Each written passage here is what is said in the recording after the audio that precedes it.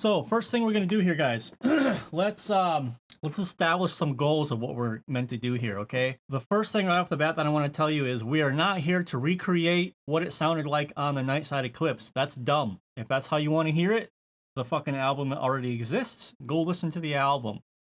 What my friend Dominic has done here, he recorded all the guitars, the acoustic, he did all the vocals and the bass.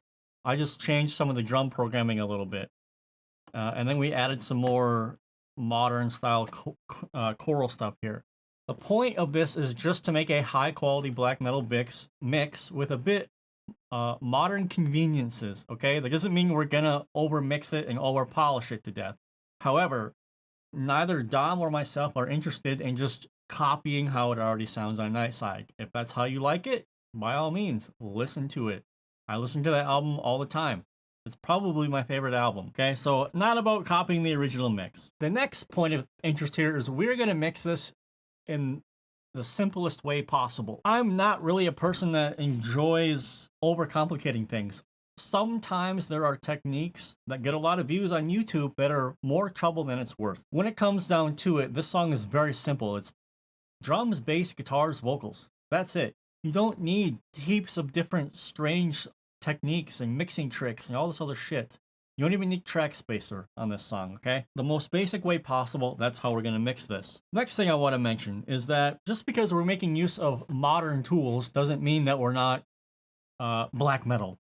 That's stupid. In fact, I would argue that in my line of work, if it takes me 35 hours to do something, I'm not really good at my job. When you get really good at your job and you can do something at a high quality and quickly, that's where you can charge a premium price. Nobody actually cares if you spent 37 hours trying to create the perfect guitar tone if it took you 17 years to do it. Please remind me about all the people who were super pumped that it took Yachty from Winter Sun 15 years to do Time 2. I'm waiting. Type in the chat right now if you were like, fuck yeah, that was totally worth the wait of 15 years. It wasn't, all right? People just want to hear music. So you don't get any special rewards or trophies. Do it in the simplest way possible so that it sounds good. Otherwise, all you're doing is stroking your ego and you're getting in the way of yourself. We are going to do stock plugins only. And this is not because, oh, look how good I am. I want to flex all over you, fucking retard. No. Stock plugins are always a great way to train the basics. When you can make a mix sound really good with stock plugins, that doesn't mean, oh, fuck, you're the best. It just means, oh, I have a really good handle on what EQ does, how compression works, when I should use these things, okay? That's all it is. I like to use stock mixing just as an exercise to just make sure, like, do I really understand these fundamentals? Because if you don't know how any of this stuff works, what's the point of trying to search for YouTube shorts about, oh, how to use track spacer, oh, how to do New York style parallel compression? All this shit's meaningless if you don't even know what compression does, or if you don't even know how to do basic automation, or you don't even know why you might want to use mid-side EQ somewhere, okay? This is all walk before you can run stuff, all right? So that's why we're going to use stock plugins here, because I'll show you guys my decisions and what we're doing and why. Make good decisions, move quickly. So that's the basics out of the way. That's how we're going to approach the mix here today, and we're going to go basically in my mixing order, and we're going to do things how I like to do it. Very first thing I want to show you guys, I have adopted very recently to mix into a VU meter and to generally keep my mix bouncing around 0 dB. We're in the digital realm. I'm in 64-bit float. It literally doesn't matter in Cubase, but this is just a good standard to really make sure that your balance is on point. So I'm mixing into this. You will see many times as we move along through the mix, I will open this and I'll see what my levels are and how my balance is doing. So when I start the mastering process, I typically want to be like in this area from 1 to 2. It's basically like minus 18 to minus 17 to 16 dB, okay? Dither plugin, always should have one of those.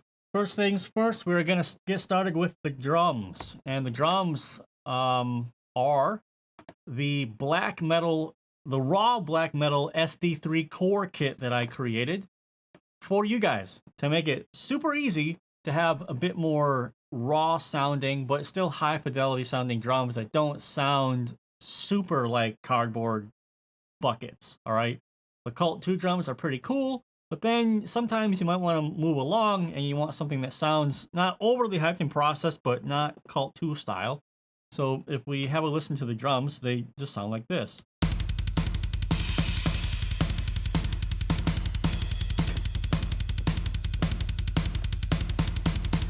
This is a preset that I created.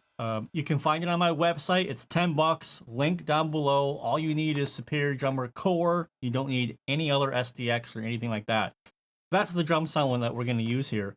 And all we're going to do is massage it a little bit with some bus processing, because we really don't need to do anything else, which is the whole fucking point of creating these types of presets and these types of resources for you guys. So that when you make a demo or you want to mix something, you can actually get a really good result. So ChernobylAudio.com, it's the raw black metal kit. Sounds like that. All right. Before the stream, I went in here and I did all the drum programming. I'm not going to show you guys this shit. It's super boring. I did all the humanization. If you got questions, just ask. We're not going to touch any of that right now because that's not the point of this video. So I have a stack here. I have... I probably could show this to you guys. You're not going to believe this, but I found one of these bastards here in Kiev, actually. This is one of the most legendary late 90s, early 2000s drum modules that a lot of black metal drummers used. That I sampled this in its entirety, and I included one of the kicks in here. That's the kick right there. So I put that in here. So I have included actual real hardware sample that I sample myself into this preset that you guys can get.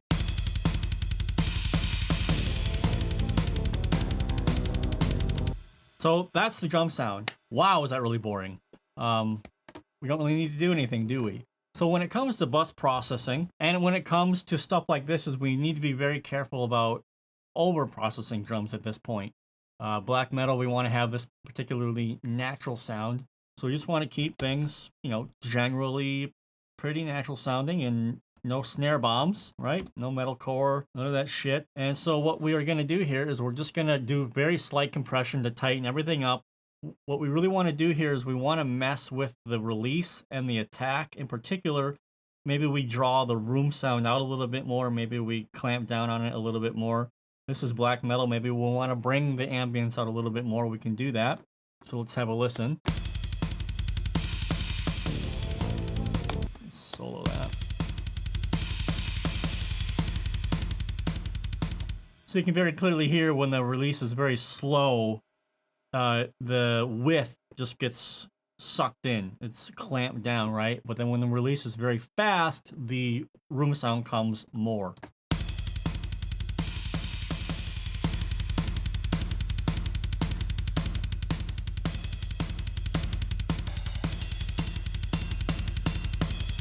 So auto release seems to be working pretty well here. Nice.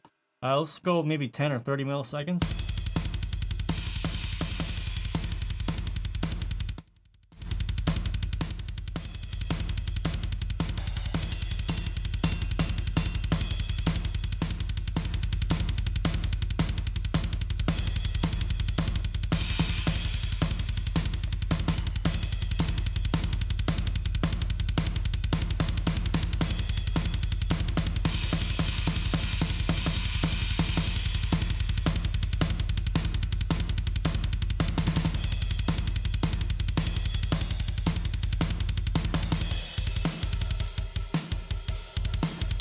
There we go. Everything's pretty much glued together. And with the auto release, we have a bit more of the rooms coming in with the drums, so a bit more ambiance. The last thing we're going to check here is we're going to check whether a hard or a soft knee will sound better.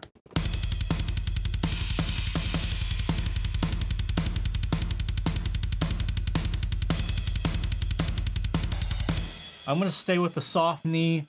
I'm going to do this again. When you have the hard knee, the transient sounds a bit harder. There's like a bit more snap to the transient versus the soft knee where the transient kind of eases into the compression a little bit and it sounds a bit more round. That kind of sounds more vintage to me, so I think we're going to go with that.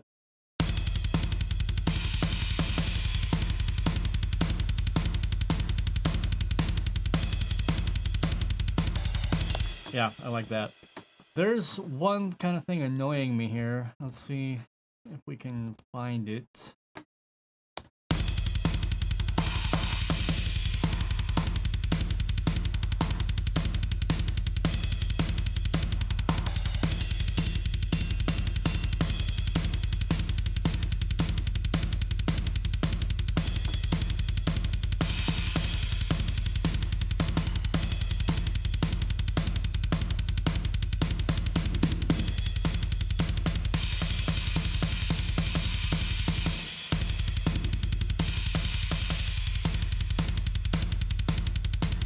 Okay, so a little bit of milky honkiness around 1K.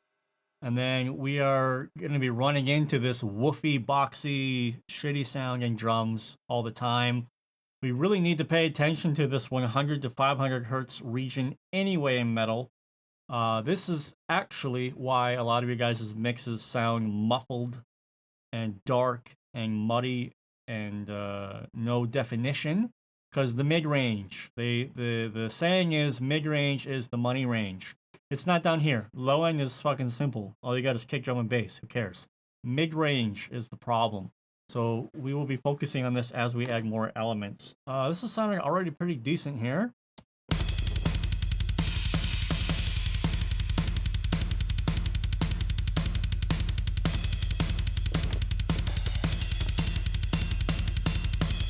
All right.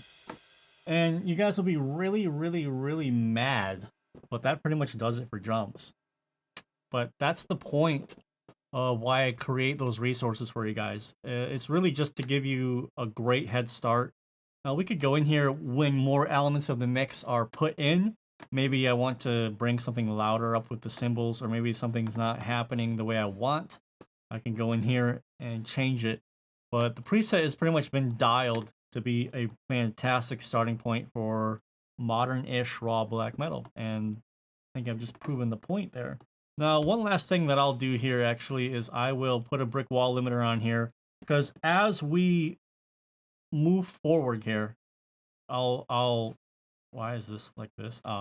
As we move forward here, I'll talk to you guys about the peak ratio.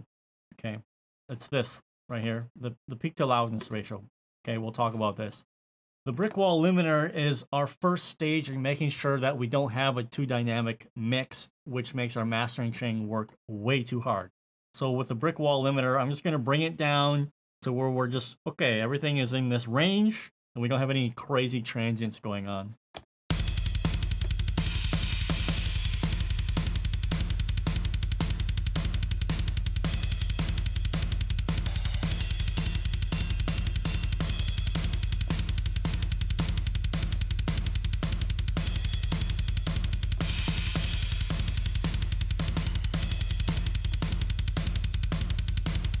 So you can see I'm barely doing anything. It's not really changing the sound of the drums. That's not the point.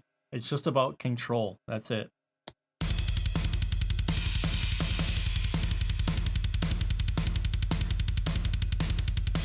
So when you listen to the drums play, the kick drum and the snare seem pretty even. The cymbals, everything seems pretty well evened out.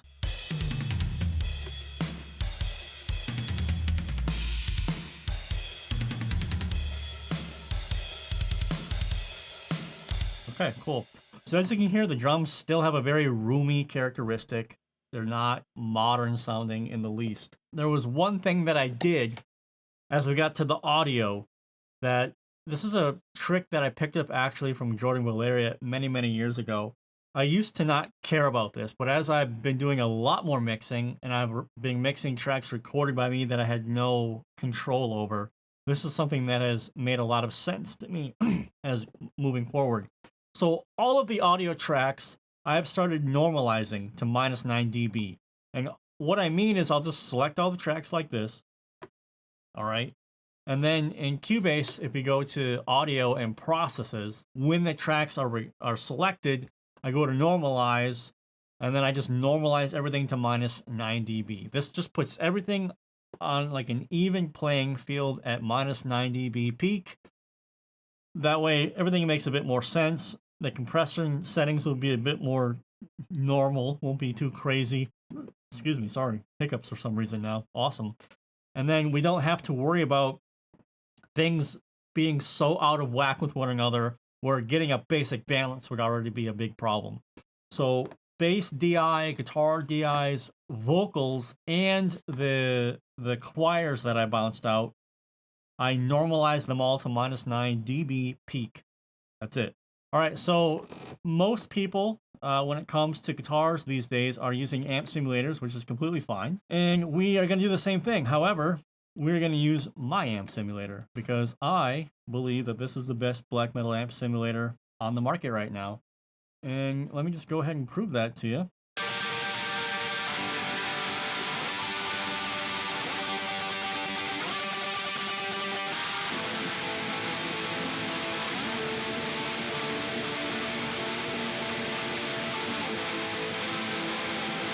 Now, the guitars here, if you don't know what you're doing with guitars, especially in black metal, you could really put yourself in a bad situation.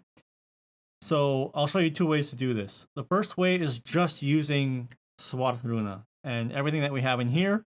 And then I'll show you another way where we'll expand on SVARTRUNA a little bit. We'll use some different IRs and some other plugins. So we have quad track guitars here, and we don't need a lot of gain, guys. This is a massive problem that I've run into. When you double track and you quad track guitars, the worst thing you can do is dime the gain. Terrible idea.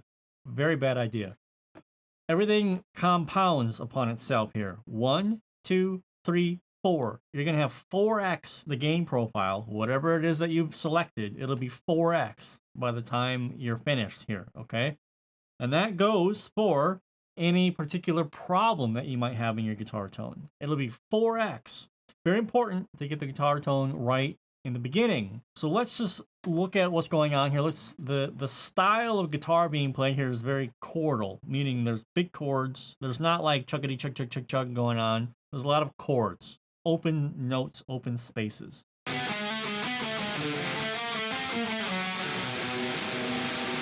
All right, so first thing we're going to do is we're going to turn the drums on. This is a massive mistake that a lot of you make, is you do everything in a black hole.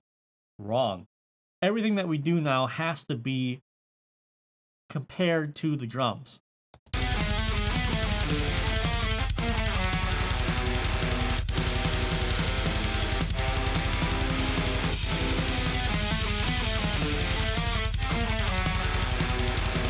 So what I'm listening for is I want to make the decision of which IR naturally pokes out the most, naturally sits in a different frequency range from the drums, so that it makes my job mixing even easier. I'm going to go with Cab B, which is a Marshall style. All right, so let's dick around a little bit more here.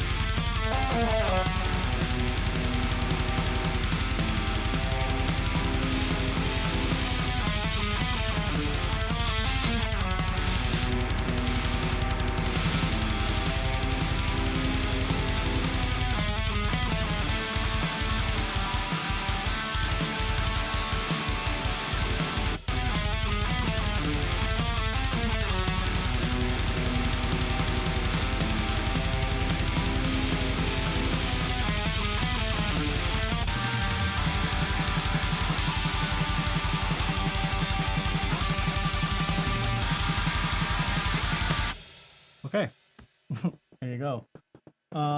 Let's see here. Does each guitar track have an amp sim in stereo?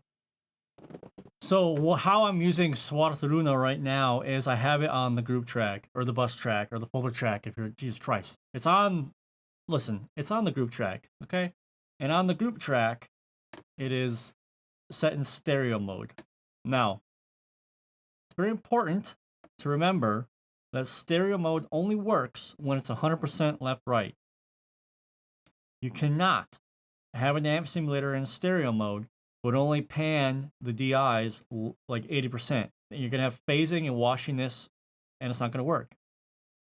So stereo mode only works when the guitars are going to be panning 100% left-right. If you want to do any panning whatsoever less than 100%, you need to have an amp simulator on each track individually, okay? Now, my rhythm guitar tracks are both going to be panned 100% left-right. So I'm just going to use 2 instances of SVARTRUNA, and I'm going to use stereo processing. Just going to make sense for me like that, okay? So this is our initial guitar tone here for one pair.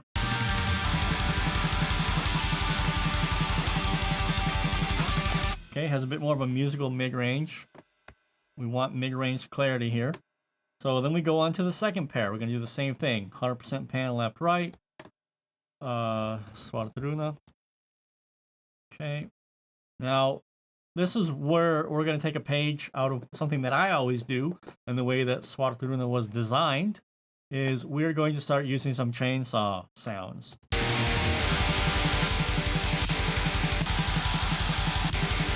So there's two different chainsaw flavors. Now, people bitch and complain about this, but Bebop is talking in the chat right now about how you can take two totally weird different guitar tones and blend them together, and the result of them both together is better than one or the other on their own.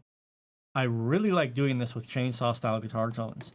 So we have two different styles of chainsaw here. There's like a more modern German version of it, and then just the fucking Japanese HM2 cranked, right? So let's see which one I like more today.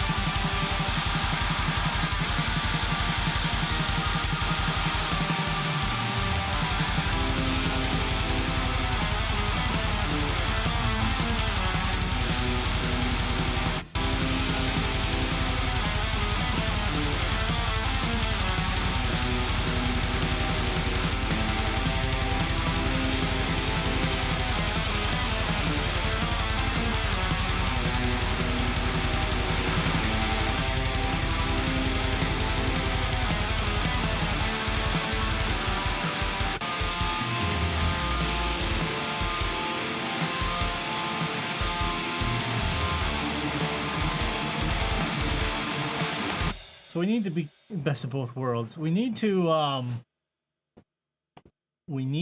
be careful here, because there's a lot of parts where the song goes like this. So like what Dominic just said, there are some parts by Samuth that should poke out where the Sans parts don't. So it could be that picking a guitar tone that's just filthy might not work here. And it might just be better to have the same settings. So the guitar tones have the same settings. We'll just pick a different IR to differentiate the sound. Okay. This is what I'm talking about, making good decisions. Like, I just sat here and said how much I love to compare, or how much I love to combine two different sounds. But the song is not really going to work like that. Because sometimes this guitar needs definition and this guitar needs definition. They're not all the same. Okay, it's not like a death metal track where everyone's just playing the same shit all the time and it's been quadded. This is a bit more dynamic.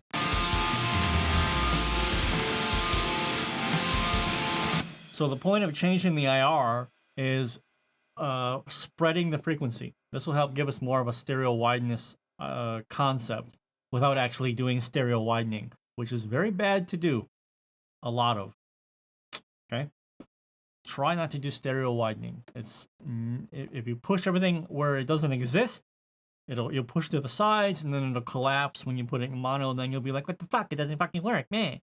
Stereo widening is a psychoacoustic trick that you can use very sparingly. Alright?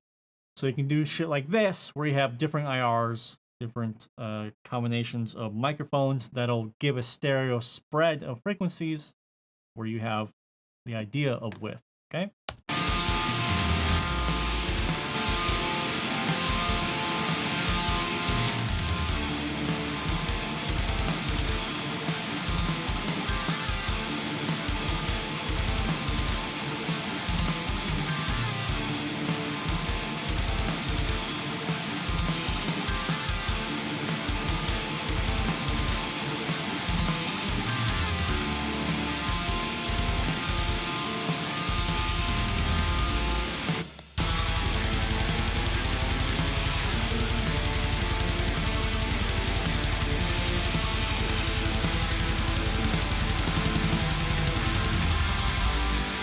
Okay. Nice. Let's go over here, see what it sounds like.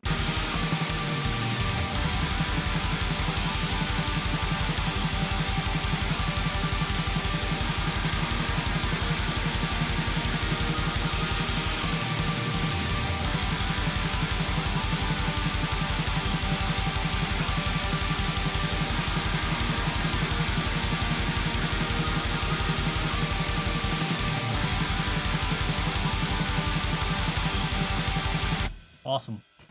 That's why I love SVARTRUNA so much, guys. I mean, it has that modern style sound a little bit, but it has the black metal growl and just, yeah, it's fucking awesome. It's really good. So that's one way that you can use SVARTRUNA. Let me go really quick and let's do this really super quick so I don't want to derail this too much. Let's say, for example, I don't have it, actually. That's funny. I don't think I have anything else installed. Oh, should I show this to you guys? Yeah, well, you're going to be able to see something that I'm working on.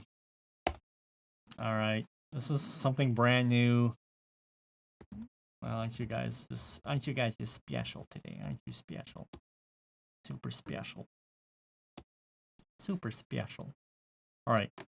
So let's say, for example, you want to use your own overdrive pedal, whether a real one or a digital one, going into SVARTRUNA and then your own IR. Okay, cool, no problem. So what you want to do here is you want to disable the voices module. Bam, all the pedals are disabled. Now you have just the amp. This is how the amp was actually made. When I did all of the tone training and capturing, there was no pedal attached to it. So it's just the clean amp. So that's why it takes pedals very well. Okay. This is something called Grim Stager, which is currently being worked on. This is not the final art. Okay. What I've done here is I went through and took all of my pedals and did a fuckload of different captures of the pedals for different settings to expand the voices channel for SVARTRUNA. This will probably be out in 2 or 3 weeks. Okay. But I have no other fucking overdrive to show you guys. So there you go. Cat's out of the bag. All right, so let's go ahead and pick one of my favorite cabs. So impulse responses. And where are you? Dr. Bonkers. This has been one of my go-to cabs. It's actually been a secret. I have told nobody about this. And you guys are learning about it right now. The fucking Dr. Bonkers Engel cab. Really good. Okay. Really good. Yeah. All right, let's have a look.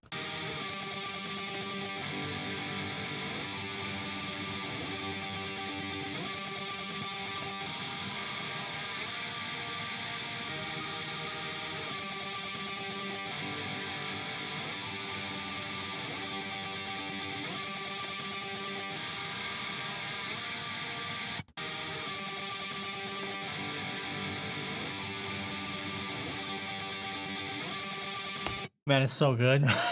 It's so good. I love it. Yeah, Grim Stagers are gonna be fucking sick.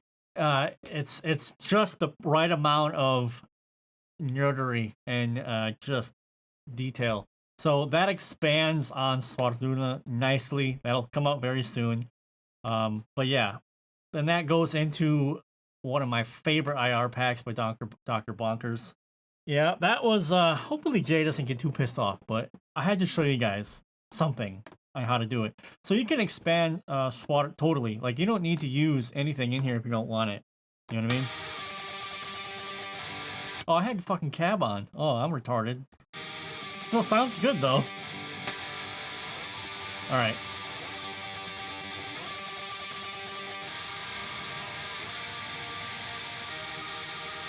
This tightens right up. It's perfect. So that's another way that you can use SVARTRUNA. But we are just going to yeet all this off of here and go right back to what we were using, because I don't feel like dealing with phase. Everything is in phase with these IRs, so you can mix and match them in SVARTRUNA. It's very easy.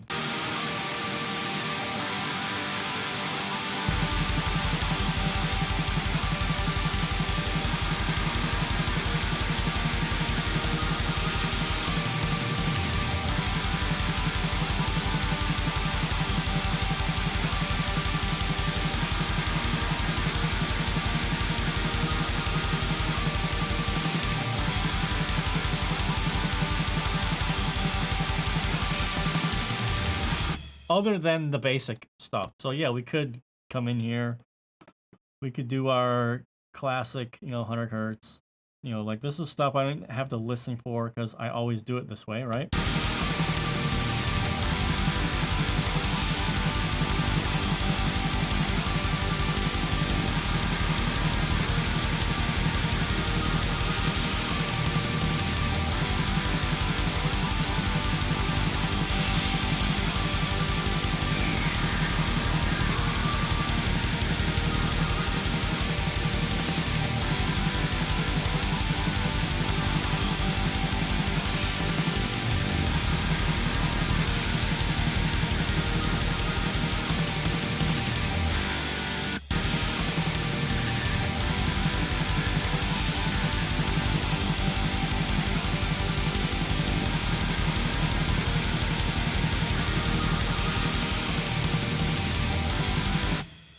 Not a lot of EQ moves necessary. I am not lying when I told you I spent months doing those guitar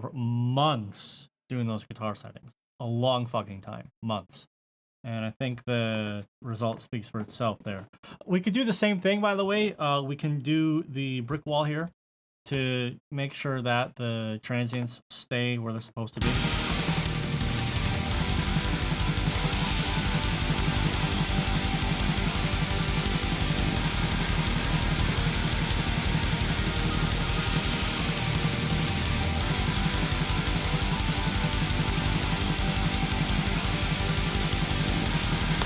Cool, just like that. Yeah, Necro.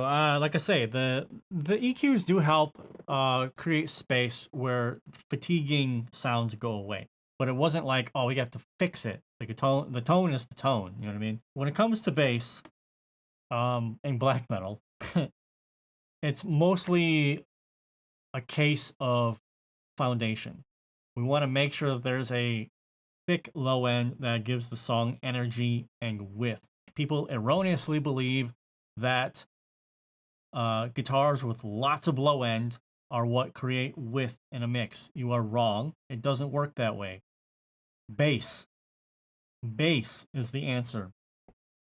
All right, and I can prove it to you because all I will do is turn the bass on, and with a DI, you will hear a massive change in the dynamic of the song. It'll be like way more energetic. All right. Well, I'll just turn the bass on in a DI form, and you'll see the difference. Okay.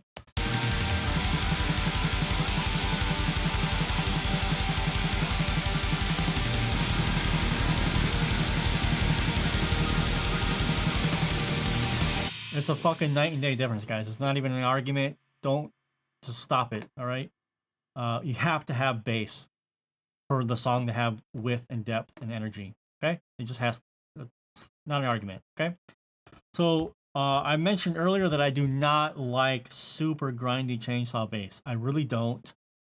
I like the bass to have just articulation, okay, and width. Now, we can do this one of two ways. We can just use the IRs here in the plugin, which are fucking awesome, but we're not going to do that. We actually are going to use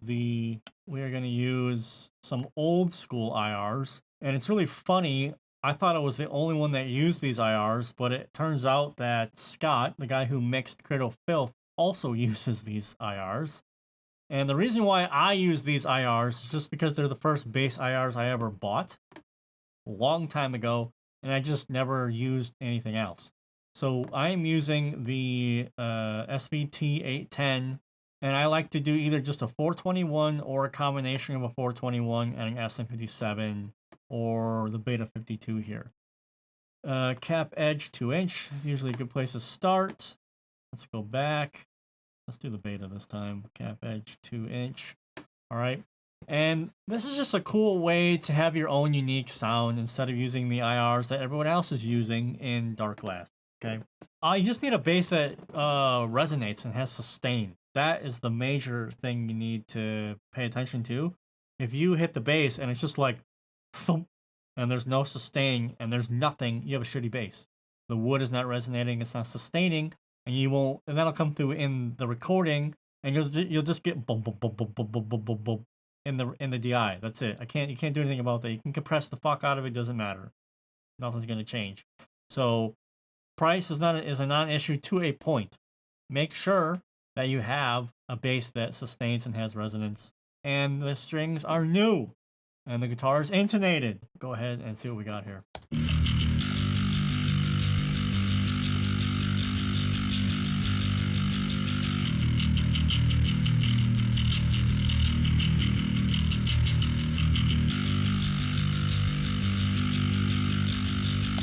So this is like a throaty growl type of sound.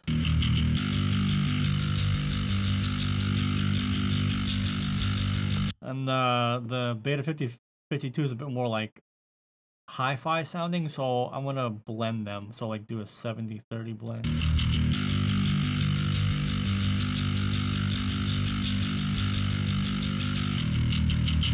Cool. Now I'm gonna go back in here. I'm gonna put this in with the drums and guitars, and I'm gonna basically try to couch the bass into everything else. Continue.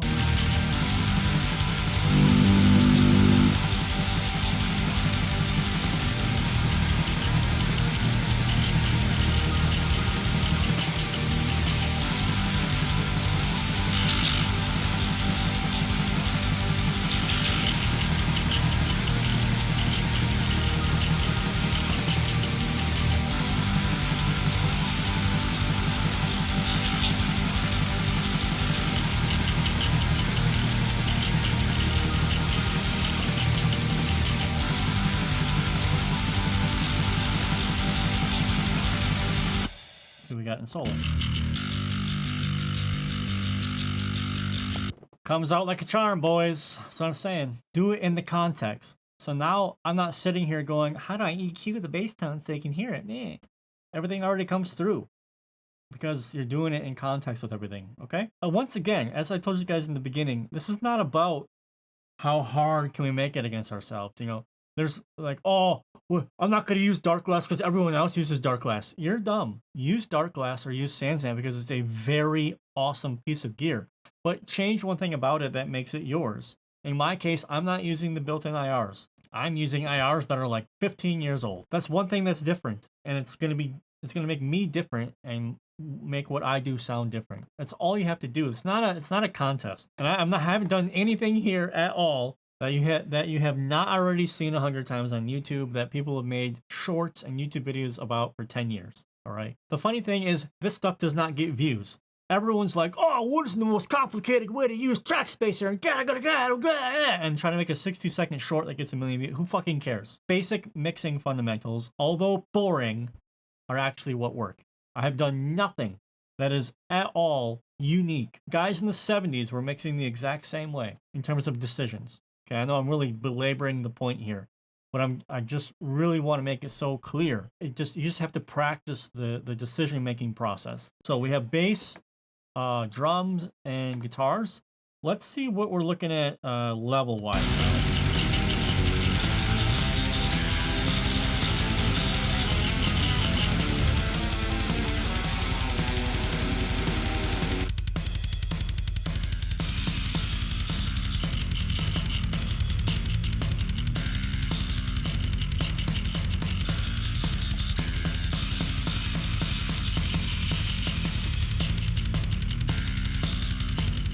This is where balance and just training and practicing comes into play. You really have to trust yourself in the balance of what you're trying to do with the mix. I'm just using this as a guide to make sure I'm not too hot going into the master bus.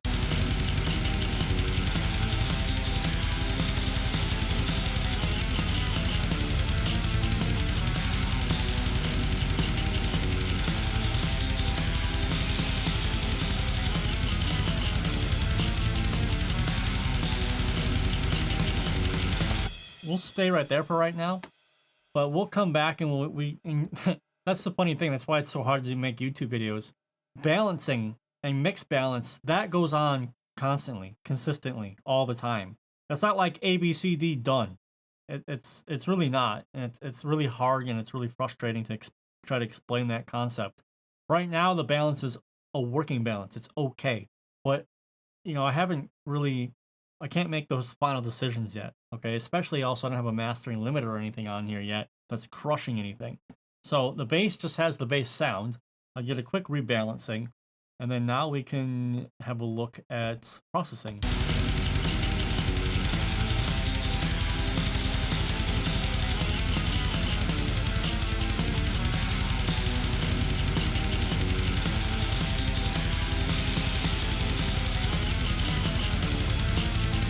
This is a really good special thing that we can talk about here. If you look in the description, actually, you'll see that I'm endorsed by LUNAR black picks. They make these picks right here. These are the full phase picks, and they are incredible. They are like a scalpel, a knife. Now, I don't know if Dominic used these picks for the bass, but there's insane note definition on the bass, and with the guitars, actually. And it's probably because of this pick. So there's so much insane note definition that we're getting a bit of a that we need to dynamically take care of. So we're going to do that right now. You can hear it on top of the bass and on top of the mix. That we need to take care of that.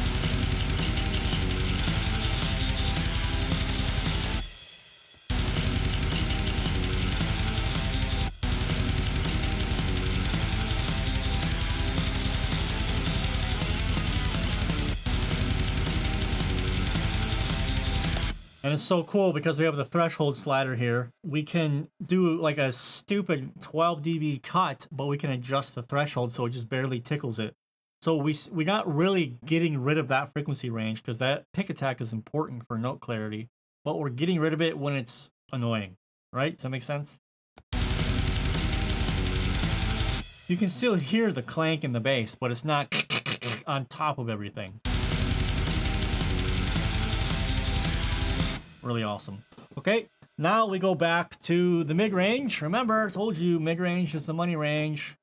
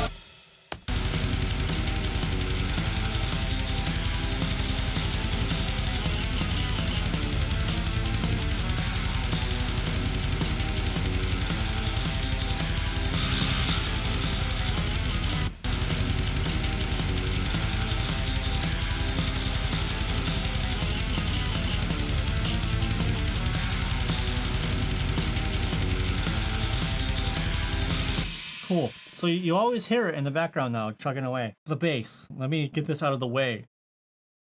I made this look very easy. I just have one EQ. We're going to compress it, and we're going to limit the bass here. Bass is so dependent on how it's recorded. If you record a shitty bass with dead strings, and the bass has no sustain, you're going to have a shitty bass sound. You may as well just use zero bass. You may as well use program bass. I don't care how true cult you think you are, or no, we only do it day. If you're going to do it that way, then have some respect for yourself and the people that you want listening to your music, and do it the right way. Get a decent bass. Get the bass set up. Get the bass intonated. Change the fucking strings. And learn how to play the bass correctly. So there should be no sympathetic vibrations. It shouldn't be all vibrating all over the place. You know, there's a lot of stereotypes about bass players, and they're all true. But all the bands that you like have one thing in common. They all have great bass players, and the bass sound is always really good on their album, and that's why. You can get away with shit like this with a guitar a little bit, okay? But with bass, you can't skimp. If you don't have a good bass, you don't want to change the strings, you don't want to get it intonated, just use Euro bass. Just use a program bass. The thing that we do after the bass is we want to start controlling the dynamics now. We want to make the bass a bit more consistent. That's why we use compression, all right? And it's going to be basic bitch compression settings, but I'll show you how they work. So we got bass. I'm going to use a hard knee because I want the compression to kick in right away. No hold. All right, we're going to mess with the release here. Now we're going to go all the way to peak analysis. Turn off the auto makeup gain here, and let's see what we got. Let's go, let's go 30 first.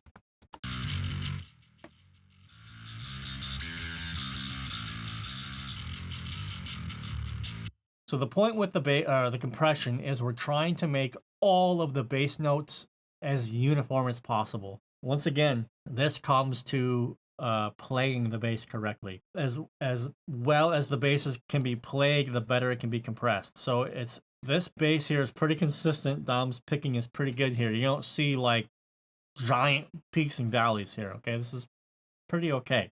So we're gonna be able to compress it at a healthy level without having to make the compressor work too hard. So we're gonna do 4:1.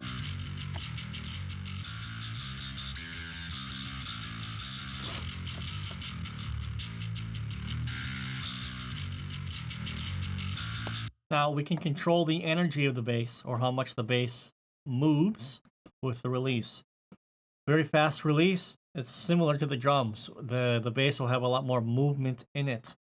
The slower the release, the more pinned and static the bass will become, and it becomes more like a fundamental frequency in the low end, which could work for black metal because the bass is not really doing anything dynamic. It's not doing anything progressive. We're not tapping. It's not fretless. It's not finger bass. It's just chug, chug, chug, chug, chug, chug, chug, chug, chug, chug style bass. All right.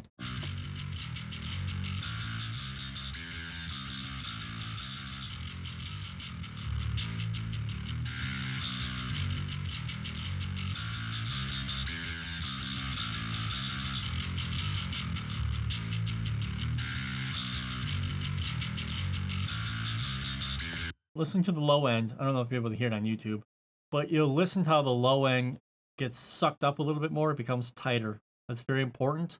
And also the notes become more even overall, the performance. So I'll start it with it off, and then I'll engage it, and you'll hear the difference.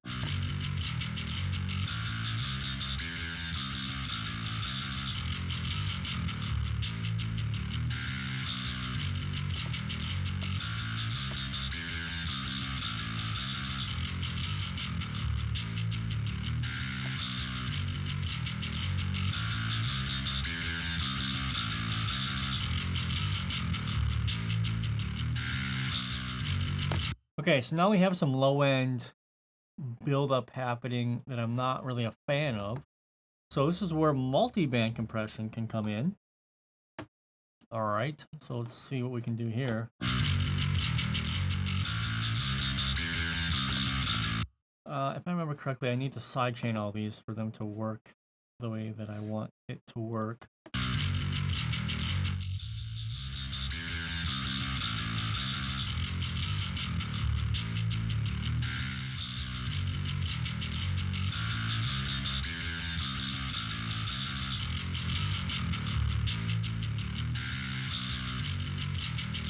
What I'm trying to do here is I'm really just trying to control the low end and the low mids. I don't want everything all over the place and it to feel uneven. I want everything locked in, and multiband compression really helps for something like this.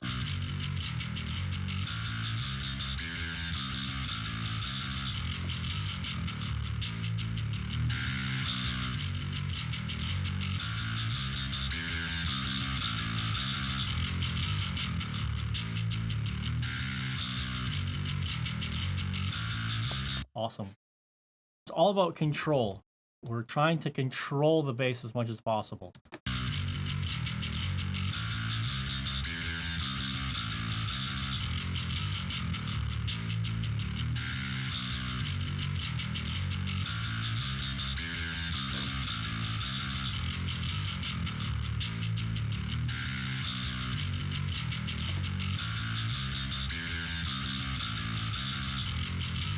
All right, cool. So everything is a lot more controlled now. Let's mute these things.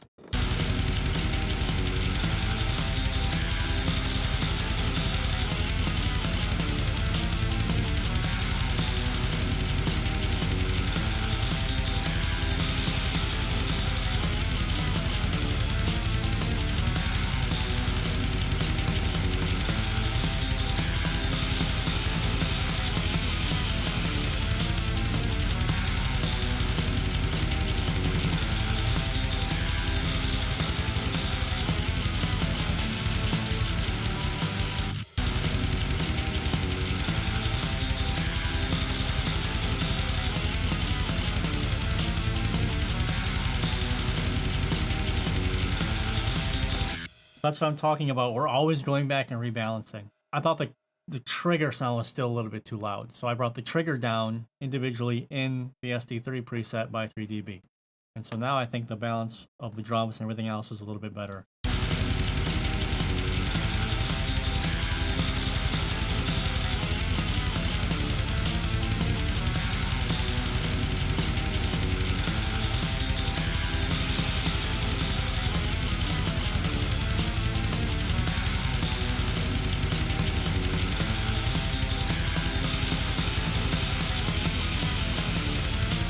Okay, we're moving along quite nicely. So let's kick it up here. We have these acoustics, which were just because I complained about hearing a clean part in the song.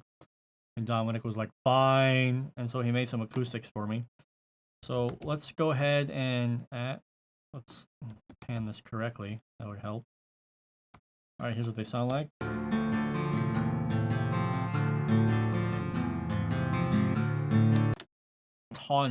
Tons of low mids that we need to get out of here. Don't need it.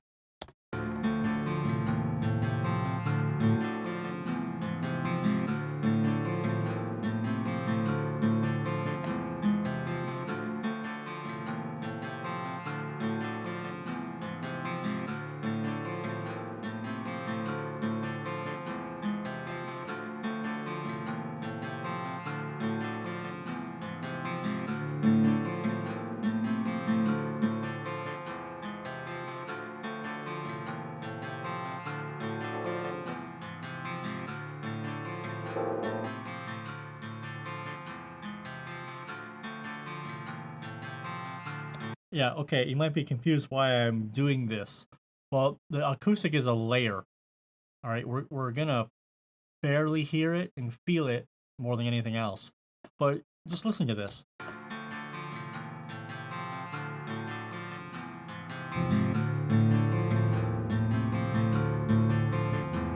We don't need all that. You know, we have bass and guitars, 4 of them, and a kick drum and a snare. Well, that's not going to do anything but make our mix sound way more muddy, okay? So let's get rid of that.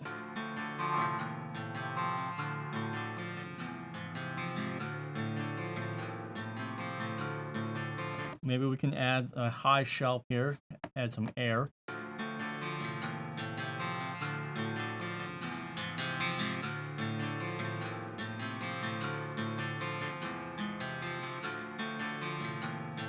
There we go. Compression to help even out the pick strokes. Let's do soft knee on this, 4:1. Let's try like a 25. No hold, 150 millisecond. Do here, peak.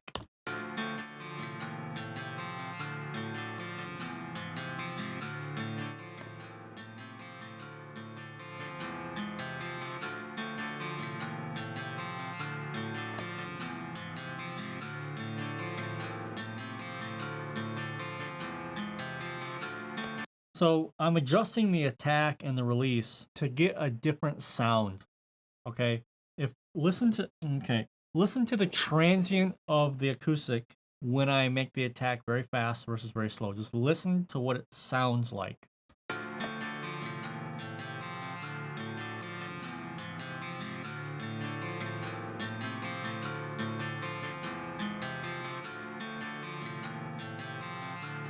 This is what people mean when they talk about getting a tonal characteristic out of compression. The magic is in the attack and the release. Again, it's boring, basic, but it's the most important.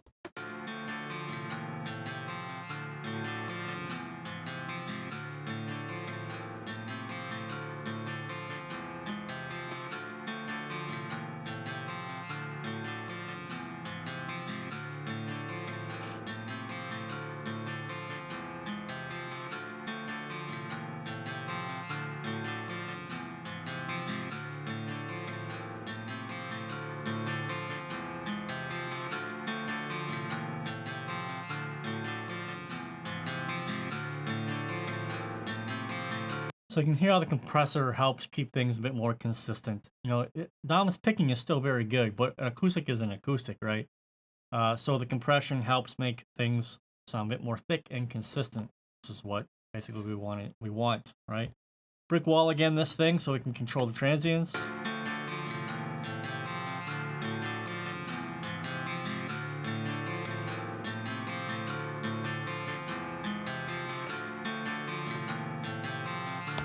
that's what we got going there. Do we need reverb? I don't know. That is another thing that you guys have to remember, that reverb is important, but you have to use it sparingly in a mix. Now, I know it's very unpopular. Everyone's like, oh, black metal reverb, all of it. Ah! Okay, cool. The more reverb you put in the mix, the harder you're going to make it for yourself. All right?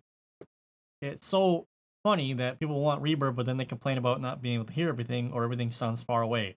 Maybe it's because you have a fucking 5-second hall reverb on your entire mix, guy. Okay? Think about what you're doing. Think.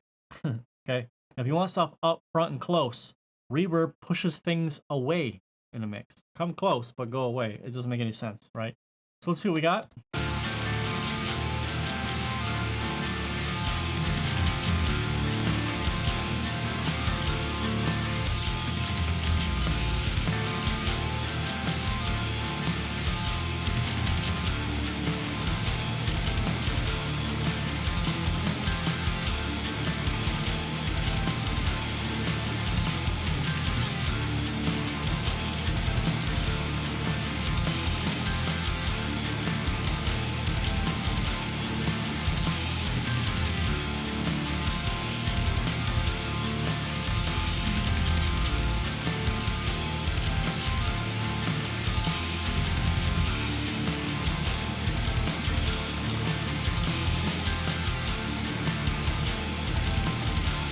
There you go. So maybe we should add reverb, maybe not, don't know. As you can see here, nothing ridiculous. EQ, compression, limiter. EQ, compression, multiband compression, limiter. EQ, limiter. EQ, compression. You sense it a pattern here. Basic bones stuff, guys. Basics always win. You're exactly correct, man. You can control how somebody listens to your music. That's why put the time and effort into your music. You know, have respect for yourself and respect the time of the person who's going to listen to your music, and make it an experience for them. Okay. So, you know, it's mind-boggling to me, some of the things that I've had to fix and mix, you know, where it almost felt like I was taking someone's music more seriously than they were. It's kind of annoying, to be honest with you. It's really kind of, it kind of sucks, to be honest with you guys, sometimes. And there are quite a few vocal tracks here. So we have mains, lows, whispers, and then lots of cleans to get into. All right. But this is pretty consistent with what a basic black metal song might look like. So lots of layers, quad track guitars, bass drums, nothing out of the ordinary here. And then, you know, some strings or choirs. Okay. Do you need so many layers and channels in black metal? It really depends on what you want to do. So in the case of Emperor, because they had a lot of clean singing, and just Dominic likes to layer. So here's the thing. Layers are not to make a song good. All right. For example, you totally could have double tracked these guitars and just panned them left and right. So a song could be on channel left and Samuth could be on channel right. Perfectly fine. Quad tracking them, that's an artistic decision. Okay. Now with vocals, you could just do one track right down the middle. That's totally cool. But the cool thing about recorded music is you can get creative. So what Dom does is he has his main tracks here, which we'll talk about. Sorry, I forgot to switch the fucking scene. But he's got his main tracks that you can see right here. And then he will double his main tracks, which as a mixer gives me creative space to process those differently to help them make them sound bigger. You can do lows. You can accent certain words. You can use different vocal techniques. It's recorded music, the purpose of which is to make a unique listening experience. You can worry about how to do that live later. And then when it comes to the clean parts down here, you could just do one down the middle, or you could do highs or high harmonies or lows, low growls, different types of clean singing. So when you do these layers, it's a creative process. Dominic is just expanding how he hears the song and how he wants to perform it. So the layers are not for layers' sake. Every layer here is a reason. That's another thing to remember. If you want to add a layer, there should be a good reason for it. Yeah, the chat box isn't working. Hopefully by the next time I can get the fucking chat box working. I'm sure I'll get a bunch of YouTube comments about that. Hey, it's like a chat box. Eh. All right, let's kick into the vocals. So that's what we need to get started with. So I'm gonna hide everything here. And we're not gonna worry about cleans yet. We're going to worry only about screams. We spare like the barn. We spare like the barn. Your repression, hatred, and strife. Present, dwell in every shadow. Okay, so that's what Dom sounds like, and that's why Dom sounds good. What do you think we're gonna do? Say it in the chat. What do you think we're gonna do? EQ compression? You're correct. So we go to EQ first thing. Basically, when it comes to vocals, we're trying to clean the frequencies that we don't need out of the vocal so that we can get a cleaner compressed signal. We spare like the barn. We spare like the barn. Your repression, hatred, and strife.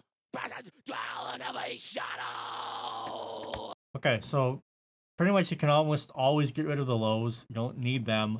And then generally, I've found, at least on Dominic's vocals all the time, and the microphone he uses, that I can get away with doing a bit of a low shelf to thin the lower mids a bit more. We spare like the barn. Your repression, hatred, and strife. Present, dwell in every shadow. Because as you can see, a lot of Dom's enunciation and diction is up here, all right? We don't want to get rid of too much of the low mids because then he's not going to have any power in his voice. But once again, we are trying to keep the mid-range under control because we got snare, 4 guitars, bass, okay? We have all these things in this area. So we need to thin out as much as we definitely need to. We spare like the barn. Your repression, hatred, and strife. Present, dwell in every shadow. Another thing you look out for, typically around 500 hertz, 450 to 600 hertz, it can be muddy. We spare like the barn. Your repression, hatred, and strife. Okay. We spare like the barn. Your repression, hatred, and strife. It's a balancing act here, okay? Everything that we take away here, we're thinning Dominic's voice out. Now, we'll get some of that back when we compress it, but we need to be very careful. We spare like the barn. Your repression, hatred, and strife. Now, a cool thing that I do is I make use of, again, dynamic EQ here to start working on the sibilance. Now, if I was using not stock plugins, I might just use Soothe 3, or I might use FabFilter, dynamic EQ, or multiband compression. But what I'm going to do here is I'm going to do dynamic EQ plus de-esser in Cubase. Let me show you. We spare like the barn. Your repression, hatred, and strife. We spare like the barn. Your repression, hatred, and strife. So I'm setting the threshold to really only work on the sh part of the vocals. All right, let's go ahead and bring this down. We spare like the barn. Your repression, hatred, and strife. Again, this is very touchy subject because if we completely destroy the sibilance up here, we destroy the enunciation and the clarity of the vocal in the music, all right? But we want to kind of tame the harshness, but we have to still keep it there. It's kind of funny, you know, like we want to tame it, but we don't want to get rid of it. We need it, but we don't want it. You know, it's funny how this works. It's a push-pull kind of situation. Now, let's do a compression here because we need to see what this sounds like in the mix, but we can't really hear it at a decent level yet. We spare like the barn. I'm gonna do a hard knee first. Let's see what this sounds like. So let's do like 25 milliseconds, no hold, 150 release. Pretty good place to start. Peak only. Let's do like 3 dB makeup gain. We spare like the barn. We spare like the barn. We spare like the barn. Yeah, what? Okay. So the compression, right? Listen to the on the last half of that. We spare like the barn. How that comes out. It just comes out above everything else. Listen to what the compressor does. We spare like the barn. It just evens it right out. This is very important. Once again, for transient control and also for balance control. All right? We spare like the barn. Okay, we definitely need to... We spare like the barn. Let's bring this up a little bit. Let's bring good old limiter, not this. We have a Steinberg limiter. Now I'm gonna turn the music on. Everything else off here. And I'm gonna try to do a quick balance, see if I can get it to sound good.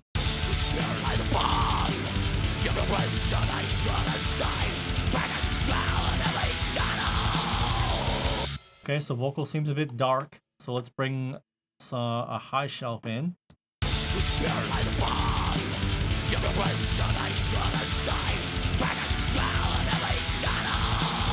And as expected, it brings the sh out more again.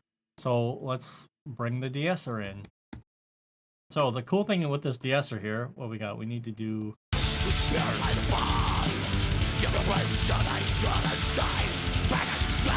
So like 7.78. So there's this cool thing, sidechain, that nobody seems to use in Cubase. I can attack specifically that 7.7 hertz right in here. 7.7 hertz. If I monitor this,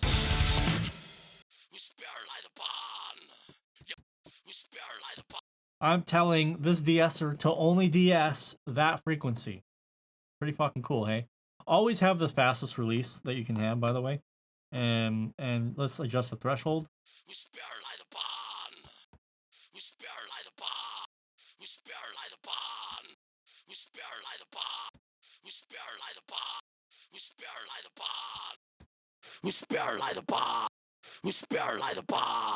Okay, so we still got some of this. Where was it? Right here? Yep.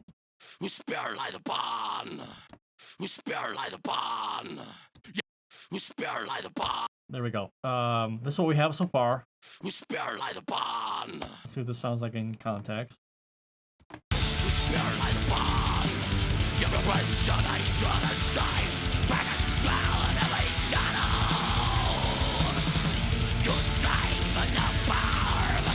Cool. So let's brick wall this. Again, just for transient control.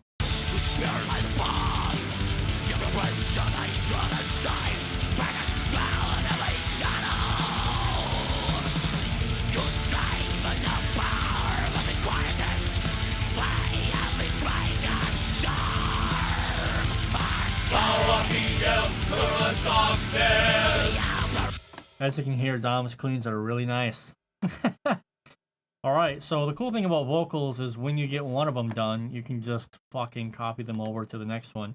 Now, what I like to do for the doubles is I always like to add some kind of a chorusing effect. If I was using a third-party plugin, this would be Microshift, for example. And it's just to make the vocal double different. Sufficiently different where it adds width, okay? That's a bit crazy. Let's see if there's a plugin. I don't really know here.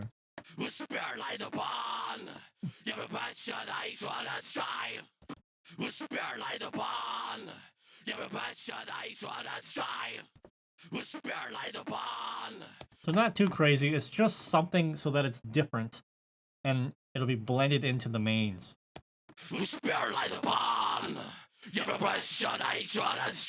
You can feel just barely it's a little bit of extra doubling.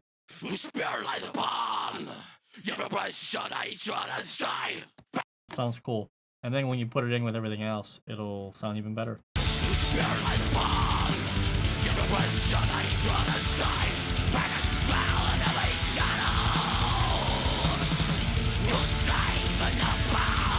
Cool.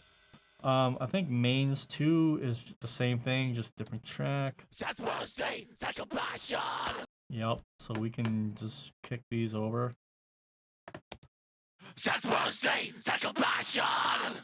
Sick. Now you notice that I'm not really editing the vocals. The reason I'm doing that, once again, is we are hearkening to the 90s.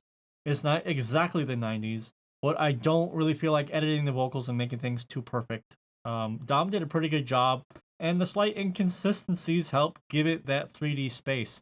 Ironically, if everything is perfectly edited, it sucks into the center.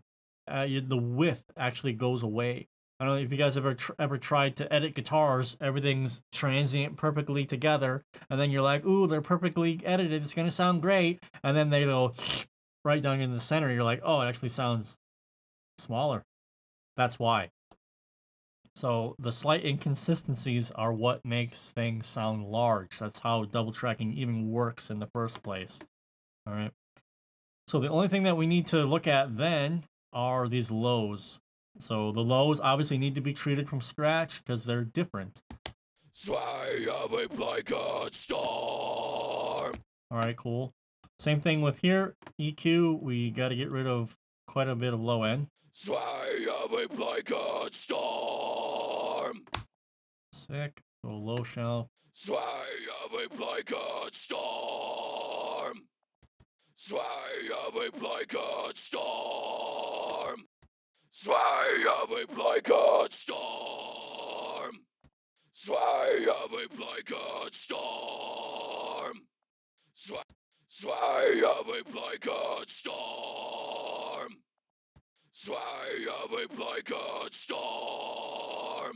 Okay.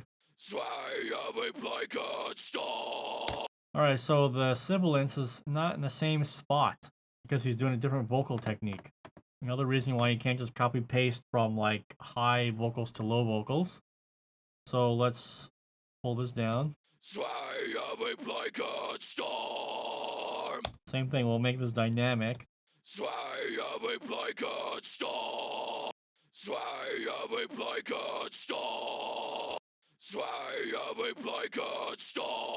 And I'm only touching it when the sh comes through the most. So the vocals were dark last time, so let's maybe just assume that they're going to be dark again. So let's increase the high end.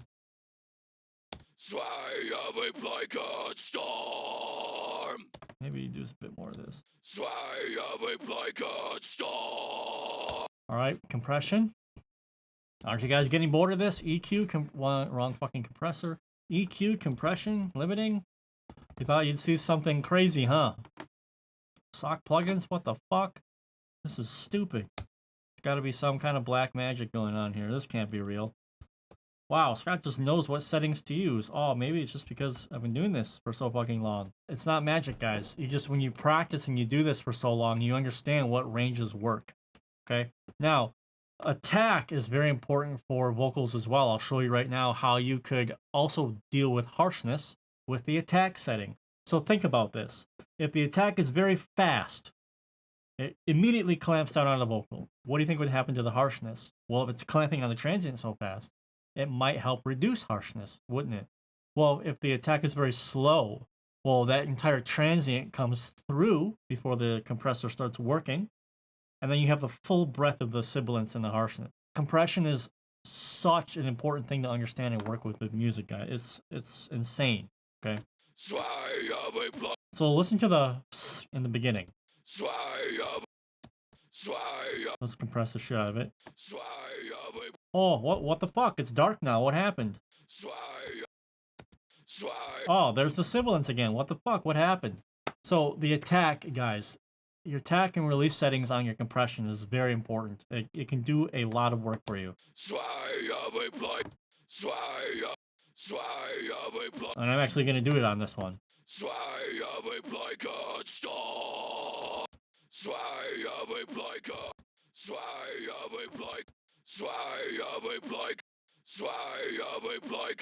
Okay. Holy crap, guys. Limitar.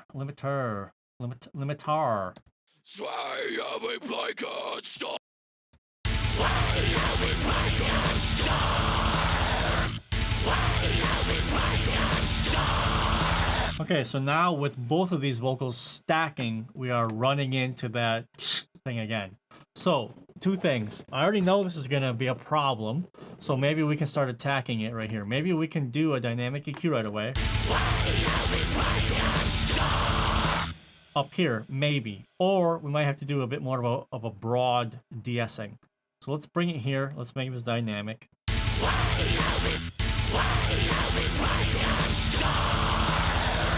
Okay.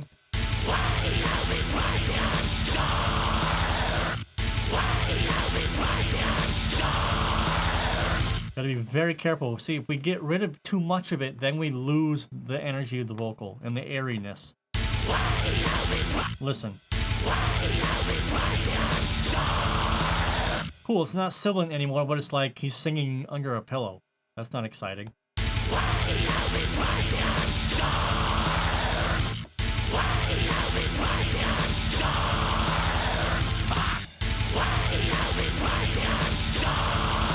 We still might try a touch of de-essing. Just a touch.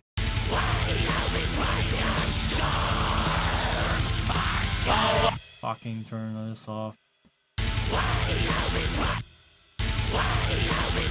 We're gonna do sidechain again. Go up here to 7.7, what was it? 7.5? Yeah, listen to that. That is so bad. Alright.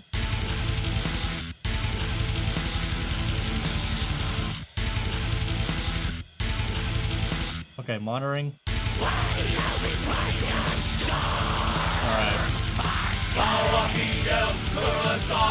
Cool. See how much better that is.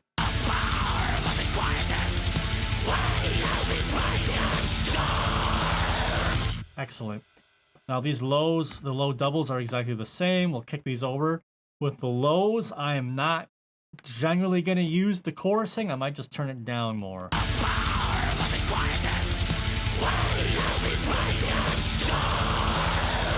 Oh, we could use the chorus, maybe.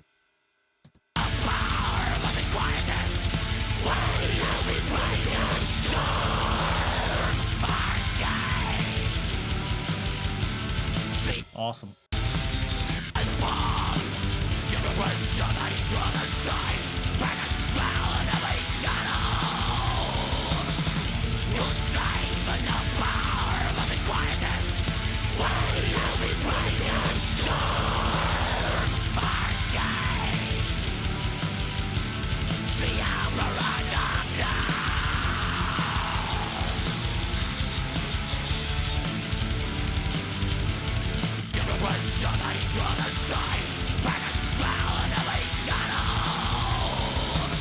Cool, we're still keeping pretty good with everything. Now, there's one like effects part here that we need to pay special attention to, and that is this section here with the whispers. The whispers. Each time thou consecrate me. So this is gonna be just a fucking ball ache because there's gonna be a lot of in it. Each time thou consecrate me. Each time thou consecrate me. Okay, 130. So with the whispers here, we want to get rid of the fucking nasally aspect of it and thin them out a little bit so we can compress the piss out of them so they can actually be audible over all the guitars. Each time thou consecrate me. Each time thou consecrate me. So you can just hear the here. Each time thou consecrate me. Each time thou consecrate me. We have the over here. Each time thou consecrate me. This is more of a sh instead of a or a sh. So it's a little bit different every time. Let's do peak, dynamics. Each time thou consecrate me. Each time thou consecrate. Okay. Gain. Each time thou consecrate me. Each time thou consecrate me. All right. Let's actually do a cut. Each time thou consecrate me.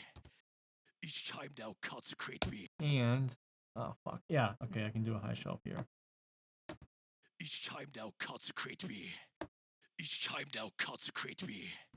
Each time thou consecrate me. We still have this 7.5, which is being a problem. So we could get in here with another EQ. Go to 7 here. 7.5. Yoink. Dynamics. Each time thou consecrate me to another secret. Each time thou consecrate me. Let's change the Q. Each time thou consecrate me. Yep. Each time thou consecrate me. Each time thou consecrate me. Each time thou consecrate. Where are we here? Each time thou consecrate. Each time thou consecrate me. Each time thou. Okay. Each time thou consecrate me. Each time thou consecrate. Okay, let's see what that sounds like with the compressor now. Each time thou consecrate me. Bring the attack all the way down. Each time thou consecrate me. Each time thou consecrate me.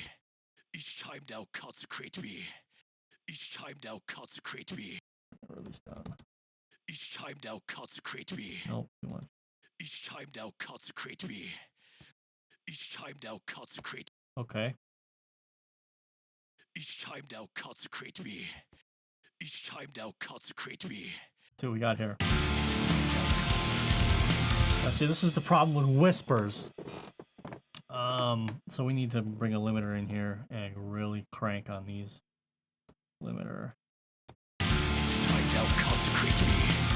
Another secret of thine. Take another step towards Sibilance. Each time thou consecrate me. Another secret of thine. All right, I know there's a double here. Let's see what the double does. And there's lows too for some fucking reason. He made lows. Can you believe this shit? Each time thou consecrate me. Yeah, okay, that does help with put the chorus on it. Each time thou consecrate me. Another secret of thine. I take another step towards Sibilance. Cool. All right, that works. Let's get these in here. Each time thou consecrate me to know the secret of thine. Each time thou consecrate me. Each time thou consecrate me to know the secret of thine. All right, let's do cut. Each time thou consecrate me to know. Sometimes with a cut, for example, we do a cut of 6 and we go really crazy. We could also use this as a way to start de-essing. Each time thou consecrate me to know the secret of thine. But see, the sibilance is too far down the frequency. It's only around 5 or 6K. So we're taking too much of the presence and air out of the vocal. So no, we're just gonna do a cut like here. Each time thou consecrate me. It's like a normal cut, as it were. Let's do a high shelf. See what we got. Each time thou consecrate me to know the secret of thine. I take another step towards. Okay, cool. 6 here. We got peak. Each time thou consecrate me to know the secret of thine. I take another step towards. It's the same fucking thing. 7.5. The same fucking. Let's try here. Like this. Dynamic. Each time thou consecrate me to know the secret of thine. I take another step towards. Each time thou consecrate me to know the secret of thine. I take another step towards. Okay, that sounds pretty decent. Let's do de-essing before compressor. Each time thou consecrate me to know the secret of thine. Each time thou consecrate me to know the secret of thine. Each time thou consecrate me to know the secret of thine. That's actually not bad. But we're only gonna know when it gets compressed. So we gotta compress it. 4 to 1. Let's bring this all the way down. Let's do 150 milliseconds. Makeup is probably gonna be around 4.3 dB. Each time thou consecrate me to know the secret of thine. I take another step towards. It's not bad. Each time thou consecrate me. Okay, limiter. Each time thou consecrate me to know the secret of thine. Each time thou consecrate me to know the secret of thine. I take another step towards. Cool, that actually all works out pretty well. So low whispers double. Low whispers double. Now maybe, I wonder what this would sound like. This is where I'm getting a bit creative. What if we panned these? And what would that sound like? Each time thou consecrate me to know the secret of thine. I take another step towards. So this is a little choppy, little chop-tastic. Okay, let's just do this really quick because it shouldn't be too hard. So editing, all right? Let's say I would want to do a little bit of scooching here. So I would probably scooch a little bit like this. And basically, I'm just trying to line up the main syllable sections. Scooch, a little bit of a scooch. We have a listen.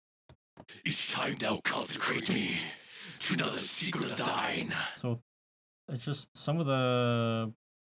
To know the secret of thine.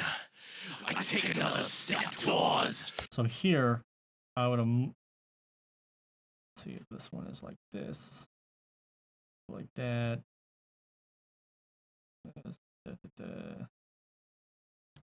I take another step towards. I take another step towards. Cool. So, editing. I take another step towards.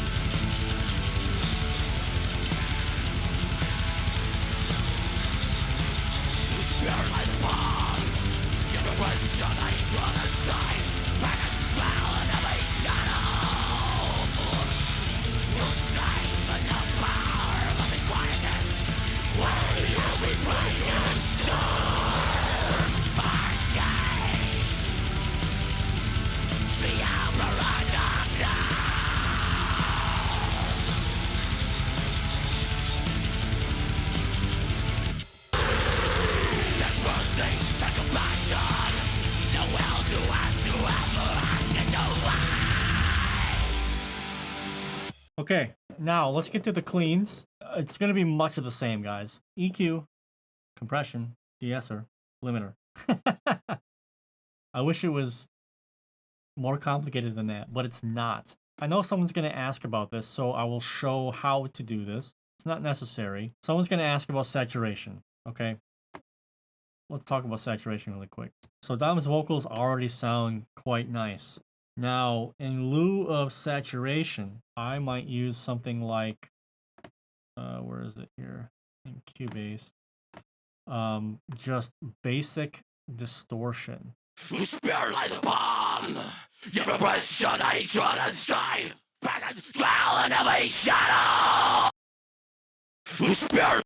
Now, the reason why the distortion plugin here works really cool is the mix knob and the tone knob. Check this out. Spirit like a bomb. Your repression, hatred, and strife. Presence, dwell in every shadow. So you can hear the distortion adds a bit of beef and thickness to the vocal in general. I generally do not use this on Dom's vocals because I like how Dom sounds. I think he's got a really cool voice, but it's not the end of the world if you want to. This particular plugin is nice because you can adjust the mix knob and the tone knob so you can make it darker or brighter as needed in the mix. So for example, if we listen to the mix. Spirit like a bomb. Your repression, hatred, and strife. Presence, dwell in every shadow. You'll strive in the power of every quietus. Slay every pagan star. So other than the volume boost, you know, we're just adding a bit of extra grit to Dom's vocals, which I personally don't think is necessary, but I know someone's going to ask, so that's how you would do that. First thing we need to do, we have all these cleans here. Generally, how I like to pan stuff is the higher Dom is singing, the wider I'm panning it. So in order to save Dom's embarrassment, I will not play the falsettos. I'm just kidding. I'm going to solo those motherfuckers. So the falsettos are the highest notes that Dom is doing, and I pan those out the furthest. And then I sort of work my way in, and then one pair of the low cleans are going to be down the middle. So these cleans will be down the middle. So it's like foundation, and then working out like this. So low cleans, maybe these will be, let's see what we got. Let's see, what would this be? We have to test. We don't know. We don't know what it'll sound like until we play it. But I don't bother playing them down the middle because that's not how they're gonna sound. So I will kick everything out and then have a listen. A Satana. Okay. Inno A Satana.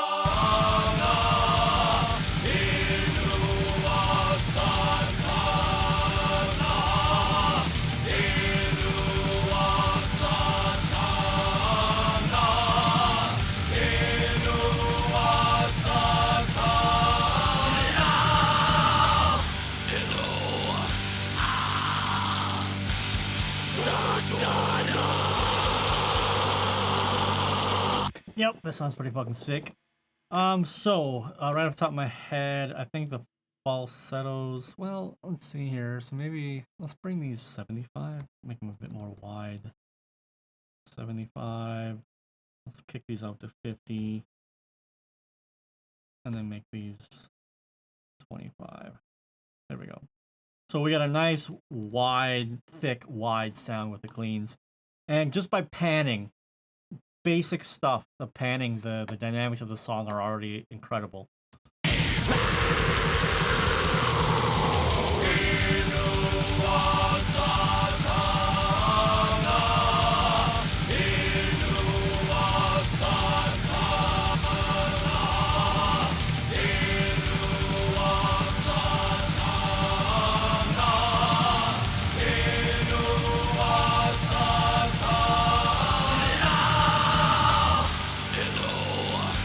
Sweet.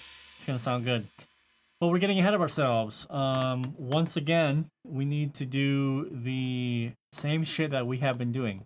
Let's start with falsettos first, as I like to call them the Rob Halfords. Okay. Should I bust these? You know, I'm gonna bust them just to make it easier. So I am gonna go like this, just to make it easier to deal with. All right, let's do the falsettos first. The painkiller, that's right. All right, shouldn't have to do much here. It's the same thing, guys. We just need to quickly make decisions, get rid of stuff we don't need. Don't have to do much with this one, actually, because nothing much going on. Just some Rob Halfords. Same thing here. Kick this down, maybe do 50 milliseconds for that. Peak only. Hard.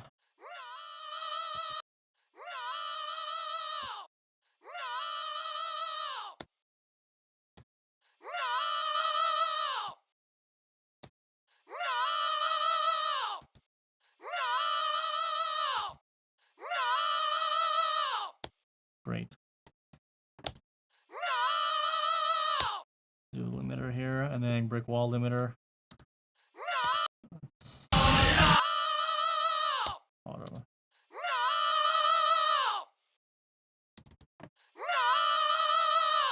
Cool. Brick wall these.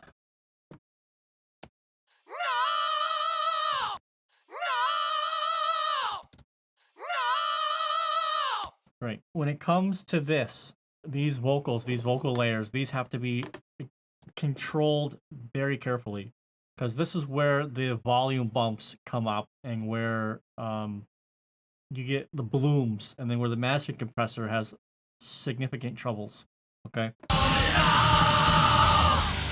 All right, same thing now. Let's do the cleans. Now it seems like I'm going quickly, but this would be basic mixing speed. You know, I wasn't explaining it, everything to you. Let's kick ahead. Almighty Lord of the night, Almighty Lord of the night, Almighty Lord of the night, Almighty Lord of the night, Master of beasts, bringer of all and derision. Almighty Lord of the night, Master of beasts, Cool. I don't really have any problems there. Almighty Lord of the night, Master of beasts, bringer of all and derision. God, it's nice when the fucking singer can sing. Ah. Almighty Lord of the night, Master of beasts, bringer of all and derision. Almighty Lord of the night, Master of beasts, bringer of all and derision. All right, so what does it sound like together? These two bits. Sick. Falsetto's probably a little bit too loud.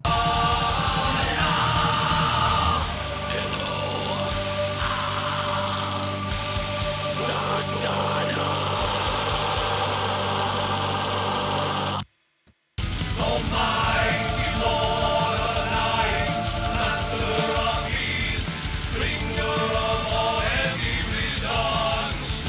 All right, so the rock cleans. Almighty Lord. Talking about the layers.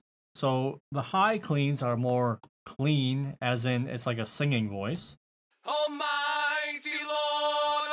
But listen then to the rock version.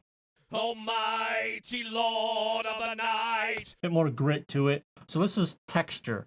And so when you add texture with a different layer, you can add depth and width to the mix, right?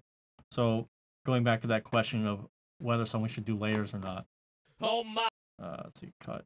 Almighty Lord of the night. Almighty Lord of the night. Almighty Lord of the night. Master of beast.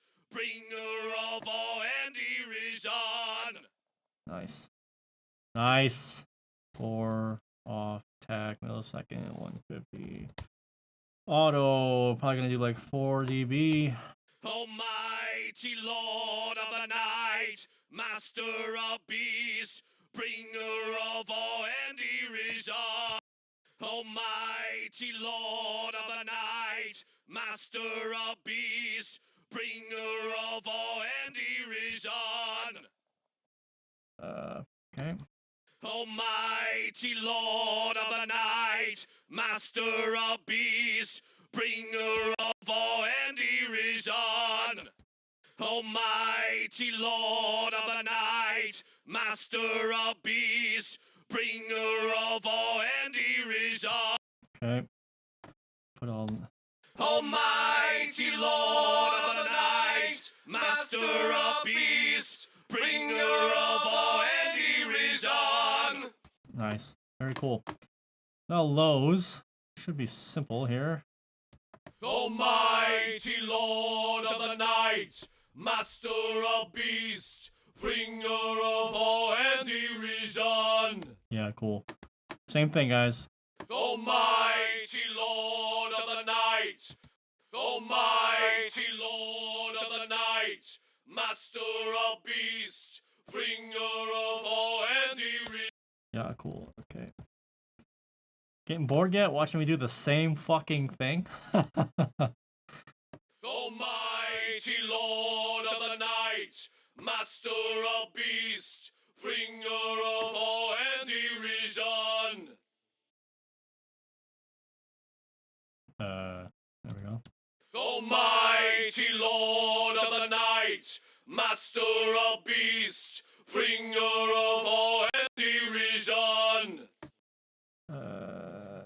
Come on. Almighty Lord of the night, Master of beast, Bringer of all and derision. Here we go. Now, all cleans. Almighty Lord of the night, Master of beast, Bringer of all and derision. Almighty Lord of the night, Master of beast, Bringer of all and derision. Almighty Lord of the night, Master of beast, Bringer of all and derision. Well. Almighty Lord of the night, Master of beast, Bringer of all and derision. Almighty Lord of the night, Master of beast, Bringer of all and derision. Almighty Lord of the night. Okay, so now we need to decide, like, what the level of high rock and low and the falsetto should be.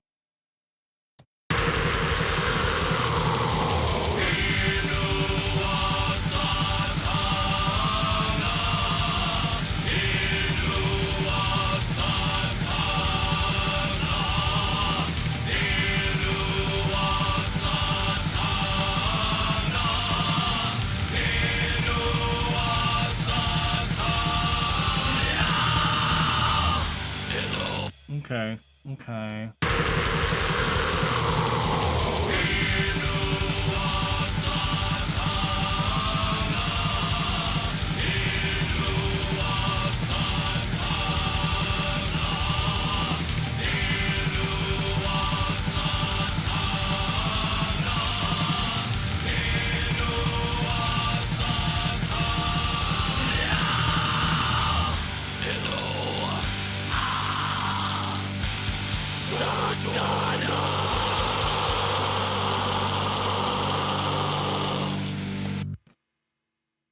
Well, boys, what do you think? What do you think? While you guys are thinking, let's go ahead and do the fucking choirs really fast because there's nothing to talk about here. These are Hollywood fucking diamond choirs that I exported so that I didn't have it in the session. They sound like this.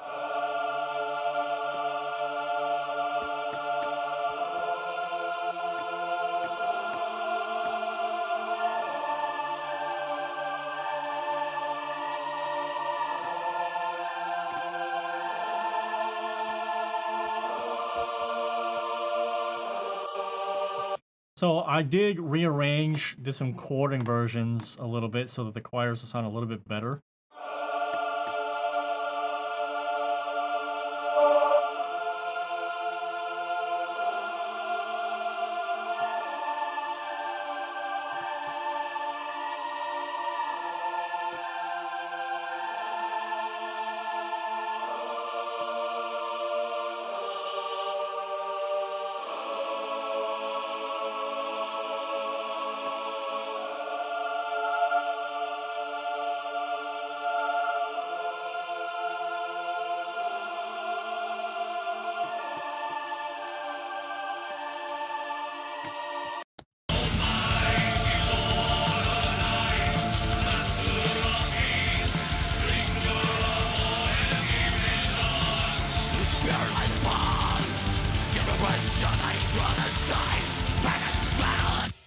So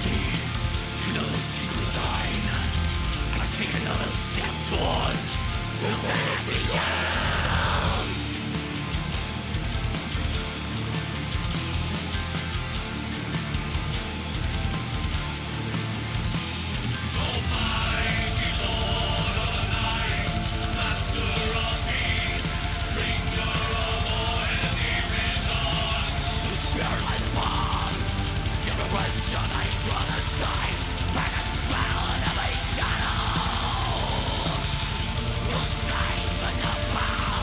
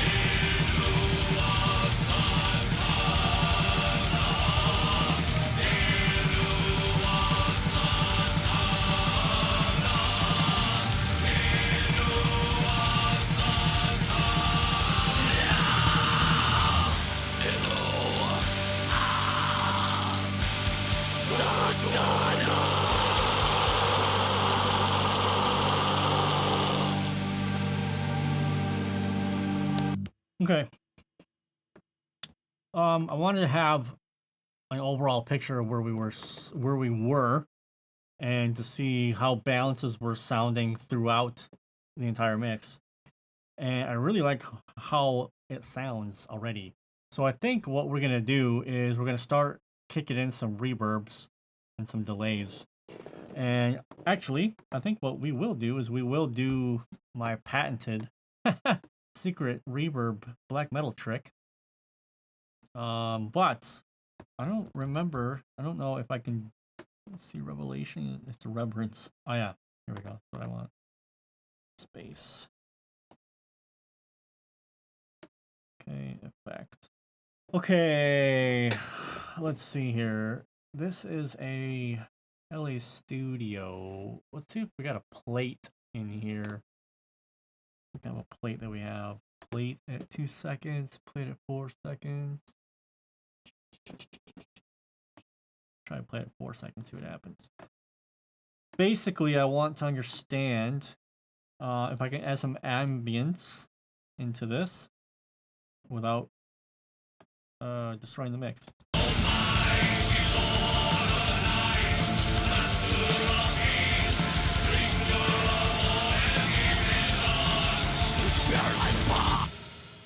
Yeah, so let's try.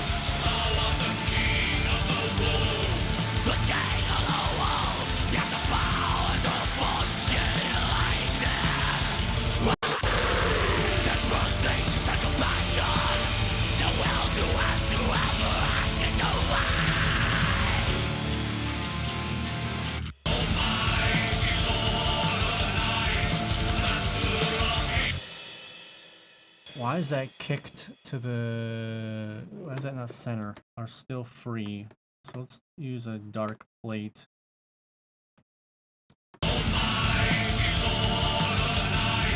That's way better. My sanity is much happier. Okay.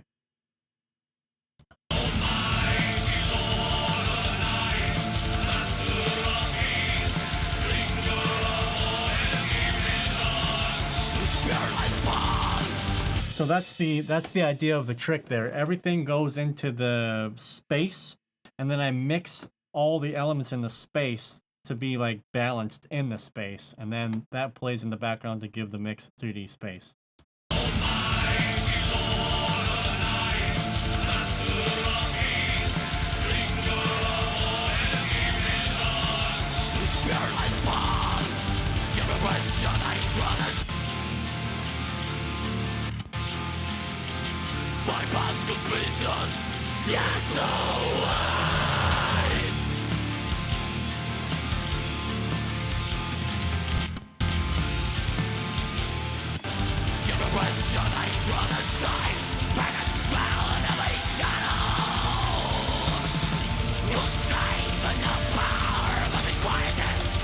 Okay, and then we take off the listen here.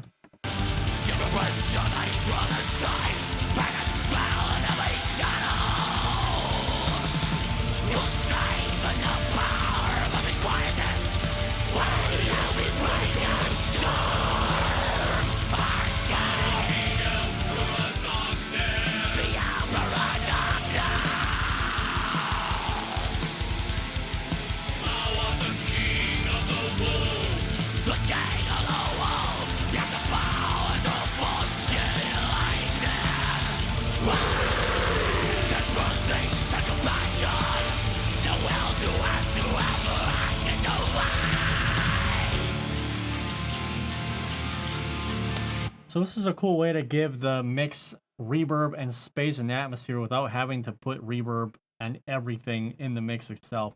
So I'm putting it in a room, and then the room sounds like it's way down there, but you're hearing the ambience and as the mix is playing in the background. Again, space. So we're putting some space in the mix.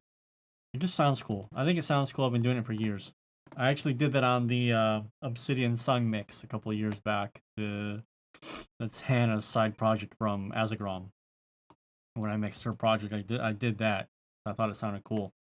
So now what we can do is perhaps start adding some direct reverb to the vocals, for example. And I want to do it first on the cleans. I want to hear what this sounds like. So we already have them in the space. Let's put it on the cleans during the epic part.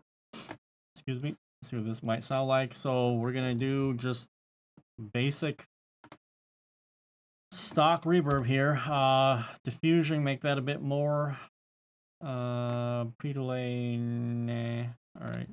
Inno A Satana. A little bit of resonance in there that I don't like.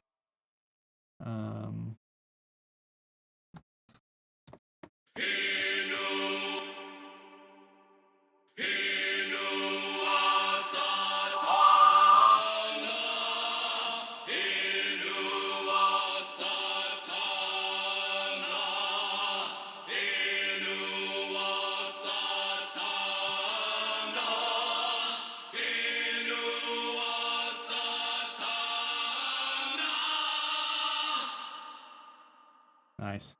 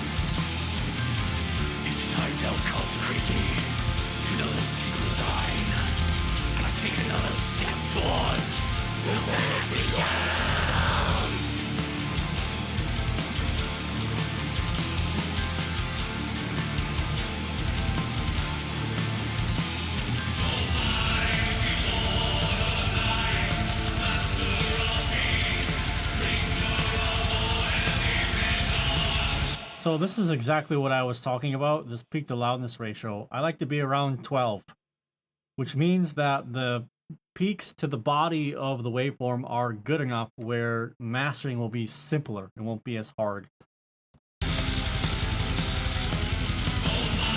By the way, I completely ripped this off from Dom Segalis. He showed this on one of his YouTube channels and I just copied it. So this isn't mine. So I have mid-side information, stereo information. I have the phase of the music, and then I have the peak to loudness ratio here, and then the dynamic waveform so I can see it. So this is what I'm talking about, why we do all the limiting, why we do all the brick wall limiting, so that we control all the transients and the peaks, so that we go into the mastering, we have a contained, easy to control sausage, as it were, instead of these massive transients that are nigh impossible to deal with. It's really hard to get a master when like you have just this snare transient that is like 6 dB louder than the body of the wave. So peak to loudness here, I like to be between 10 to 12.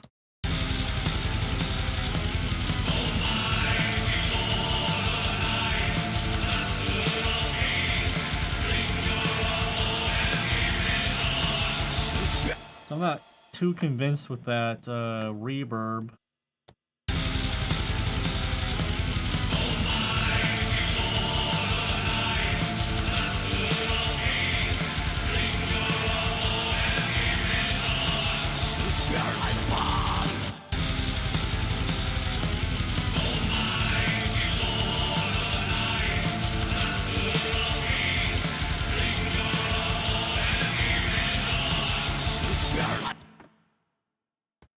Come on.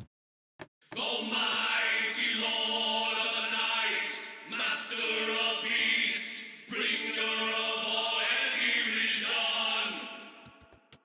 Almighty Lord of the night, master of beast, bringer of all and derision. Almighty Lord of the night, master of beast, bringer of all. Mm-hmm.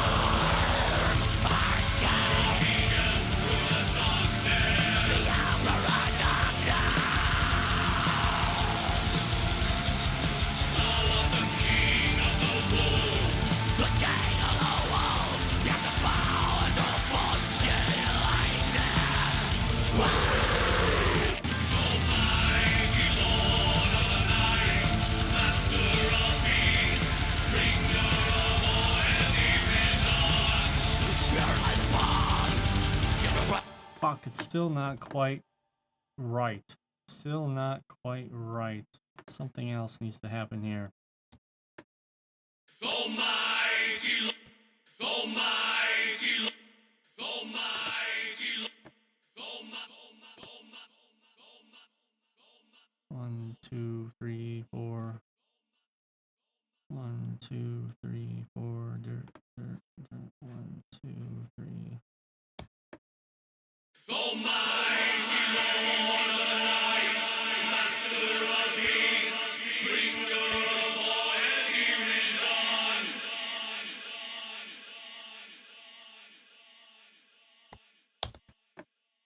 Almighty Lord of the night, master of beast, bringer of all and derision. It's cool, but still not quite cool. Almighty Lord of the night, master of beast, bringer of all and derision. Almighty Lord of the night, master of beast, bringer of all and derision. Spirit like a bomb. Almighty Lord of the night, master of beast, bringer of all and derision. Spirit like. So that doubles them just a little bit, so that they stick out a little bit.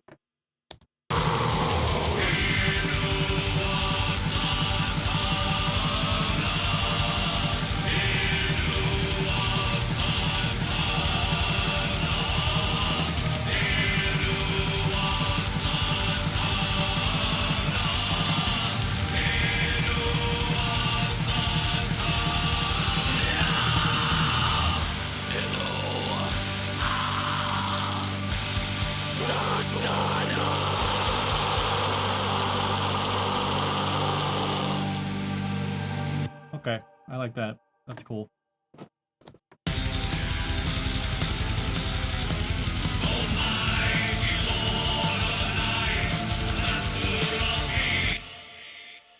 That's pretty... I like that. That's pretty nice. Maybe we can get away with a little bit of reverb on the vocals up here, but I don't want to fuck with it too much, to be honest with you. Let's try like a super... We spirit like the bomb. Your repression, hatred, and strife. Present, dwell in every shadow. Your strength and the power of every quietness. Sway every break and storm. Our game through the darkness. The emperor of darkness. Thou art the king. Nice. Spirit like the bomb. Your repression, hatred, and strife. Present, dwell in every shadow. Your strength and the power of every quietness.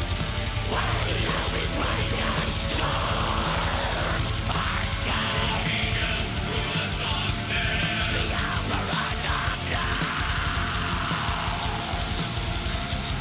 Thou art the king of the wolves. The king of the wolves. You have the power to force it enlightened. That mercy, that compassion. The will to ask to ever ask it no lie.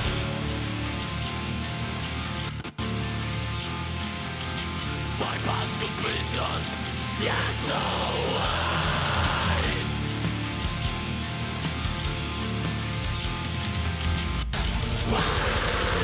That mercy, that compassion. The will to that mercy, that compassion. That mercy, that mercy, that compassion. The will to ask to ever. That mercy, that compassion. The will, yes, no way. Building to strong. Sway every break and storm. Our game through the darkness. The emperor of darkness. Thou art the king of the wolves. The king of the wolves. You have the power to force it enlightened. The emperor of darkness.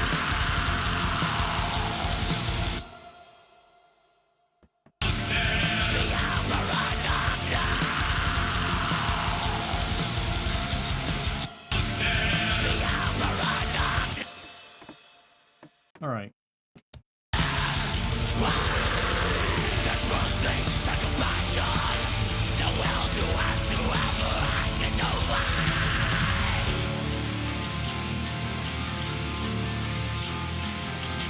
Find past completions. Yes, no way.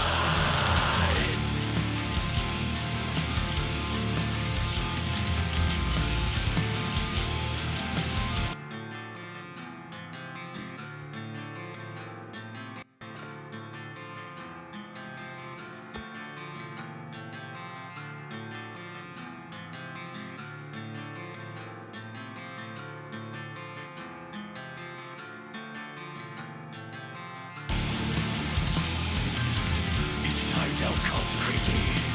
You know the secret line. And I take another step towards the very Ah, yeah, my bad, dude. No, so the automation, I don't know how this happens or why this happens, but sometimes when I'm listening to a song, and this is just part of mixing, and that's why it's hard to do YouTube videos about this. This fucking low accent that Dom did has always poked out to me from the very beginning of it. And finally I was just like, I have to automate this down because it's bothering me. To me, it just poked out too much. And then here what I'm doing is I just want to push down the tail end of all these tracks. I want to push them down to make sure that when someone's listening to this song, that their attention will go from these vocals to these vocals.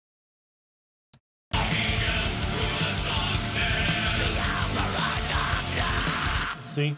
So it's just like, sorry, it's just automatic shit at this point. You know, I'm just like, I hear it, I fix it, right? It's hard to do YouTube content about that because a lot of this stuff is just through repetition and not even thinking about it and going, what the fuck was that? You go and fix it and you go back to the other thing. That's why, you know, I don't know if you guys have ever played StarCraft, but, you know, for like the first 3 or 4 minutes of every StarCraft game, you can follow a build, provided nothing fucked up happens. But you can basically be like, okay, you know, a 9 SCV do this, 14 SCV do that, make sure you have your blah blah blah by 17 supply blah blah. But then at some point during the game, you're on your own. You have to adapt to what you're watching or what your player is doing. And every mix is like this. You can start the mix the same way every single time. How you finish it, that's the question. That is always up in the air. How you get to the end, you know, the beginning can always be the same. Like you watched me, it's always the same thing in the beginning for me. But then as you get towards the end, what happens in my head is that I'm listening to something, and I am bouncing balance ideas back and forth in my head. I am listening to the drums. I'm listening to the snare. I'm listening to the vocal. What's the snare and the vocal sound like? What's the snare and the guitar sound like? What's the guitar and the vocal sound like? What's the guitar, the vocal, and the snare all sounding together? What does it sound like with the cymbals? What are the choirs here? And I'm doing that in my head all the time when the song is playing. And I'm just like imagining what the balance changes could be. So when I did these things here, I just want to make sure that someone transitions from listening to these cleans to these vocals up here, the main vocal track. So this is still there, but it's here. This is the relationship now. You know, it's very clear that the lead vocals have come back in. There's something happening here.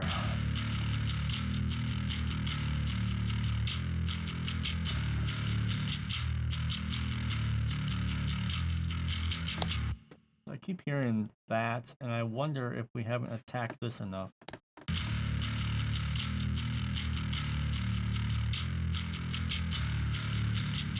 Yeah, still there. But it's not too annoying.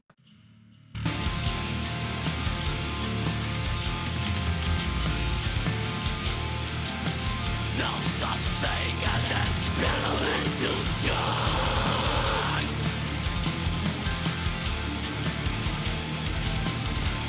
Pretty much the mix is a pretty decent balance at the moment. Now we should start putting the mastering shit on here. So let's talk about mastering. Holy fuck. What is the point of mastering? Technically speaking, 30 years ago, the point was to finalize it so that it could be printed or put on different mediums, CD, vinyl, and tape, 30, 40 years ago. Mastering is not and has never been about making a mix sound good or fixing the mix. You can't, you're very limited of what you can do in mastering. Mastering is about, let me put it like this. The mix has bells and whistles. Mastering is about making those bells and whistles shiny. The final touch. Making that motherfucker shine and sound as good as it possibly can. There's no magic in mastering. You know, don't send me a mix that is poorly balanced and be like, oh, you can fix it in mastering. You can't. Just knock it off, all right? This mix, like I showed you before, let's go back here. I know comes creaky. You know the secret line. I take another step towards the back. So we're around 12 peak to loudness, which is pretty good for this genre. We are 200 hertz and below. We're completely in phase. All of our stuff looks good. We have already a decent balance, so we can start mastering. All right.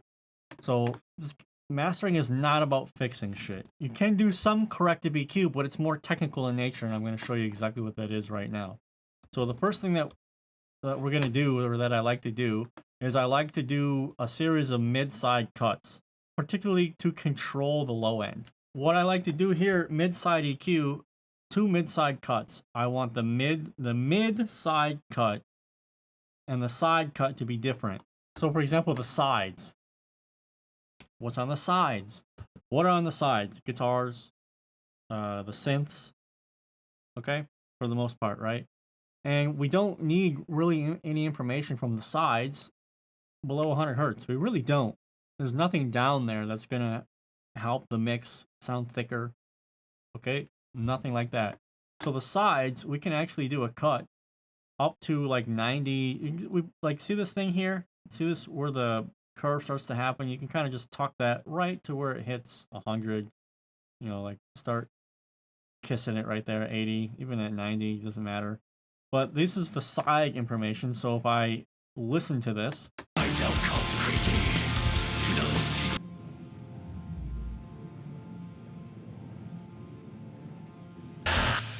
does that sound like information that we need down there? No, it doesn't.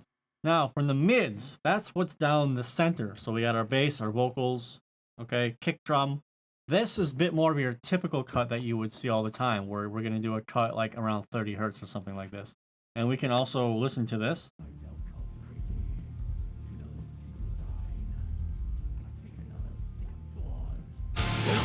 There. So we're controlling the low end with these 2 cuts right here in the mids and the sides. So if we look at my supervision here, M and S, you know, mid and side.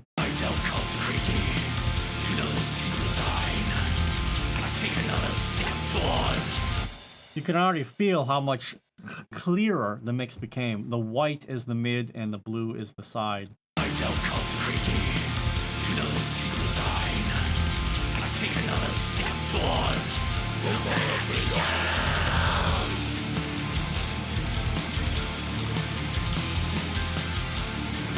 So look at that, the kick drum became punchier, the bass is poking through more just because we made those 2 cuts. Okay, there's no magic there, okay? Let me close all this shit here so we can see what we're doing.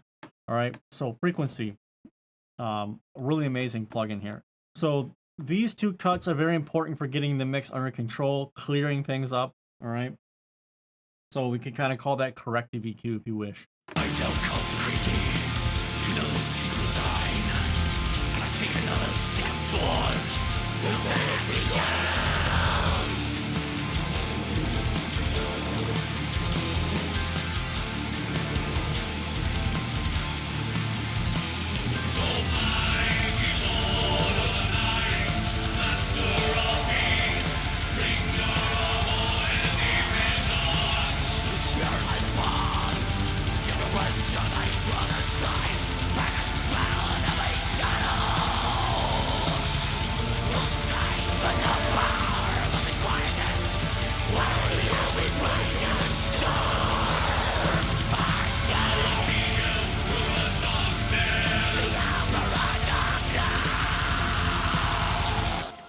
So I'm doing a bit of a mid-side trick here. The mid-side, the mids, I'm accenting the vocals a little bit, and I'm ducking the sides a touch. So that would mean the guitars. And it helps separate the vocals and the guitars a little bit. You need to be very careful with this. Obviously, it could go crazy, but it's just something to make sure that the vocals are the focal point of the music.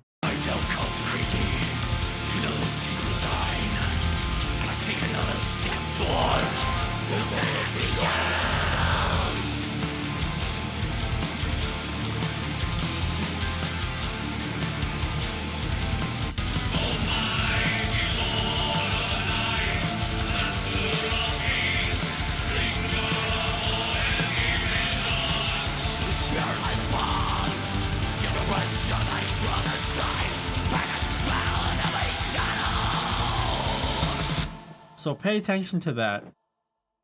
Vocals are clearly up here, followed by guitars, followed by like bass and drums, all this. Everything has a hierarchy. If you want to pay attention to the guitars, you can.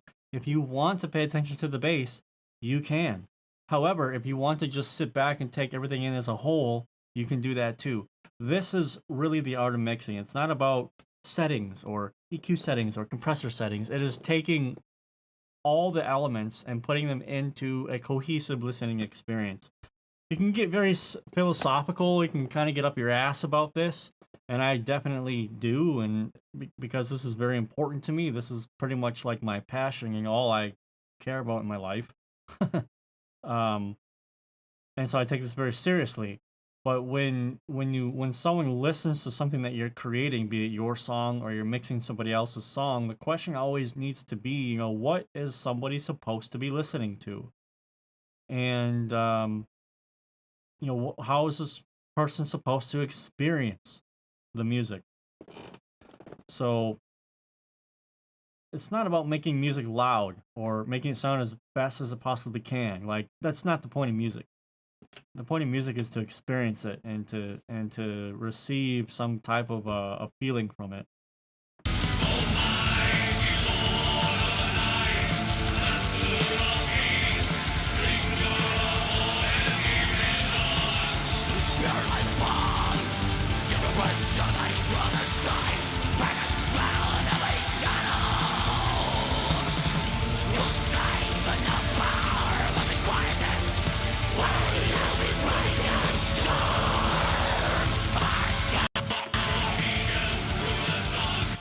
Okay, so now we're gonna do compression. So we can basically simulate like an SSL style compressor. So you can go, let's go try 10 millisecond attack right now. Let's do auto release, pretty common SSL style. RMS or peak. So this is, I haven't explained this actually. So the analysis here, we can tell the compressor to only focus on peak information and then duck based on that. Or we can tell the compressor to take a look at the entire piece of audio, gather its RMS values, and compress off of those values. Which one you want to pick is really up to you and what sounds better. So let's try peak first. Who fucking knows? All we're trying to do with this compression is we're just trying to glue the mix together. We're not trying to make it obvious. You know, there should be no pumping. There should be no snapping. It should just be like, oh, this is glued. Everything sounds like it's in the same space now.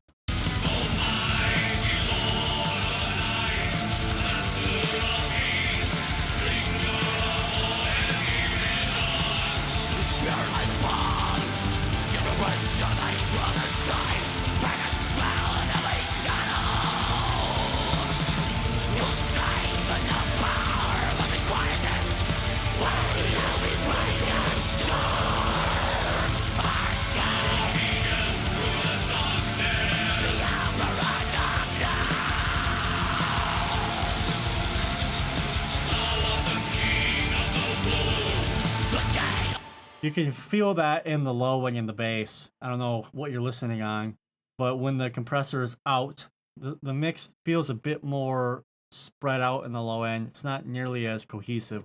When the compressor comes back in, you feel a thickness come back into the mix. So I'll start with it off and I'll turn it on.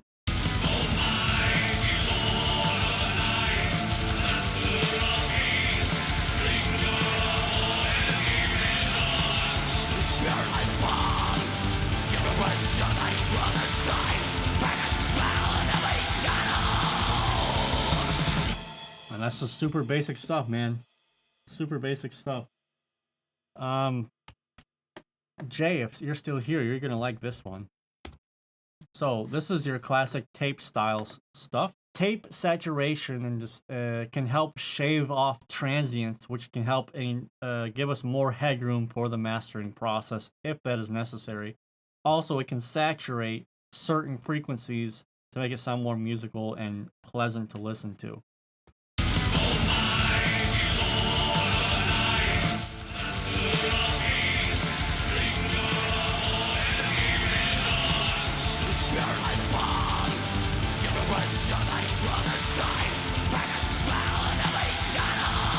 So the HF adjust here allows us to darken or brighten the mix as a whole. So if you found that you mixed into your master and you realize, oh fuck, I'm a bit bright, you could actually do like a soak. It's like a soaking mechanism here to adjust how much bright information that you would have.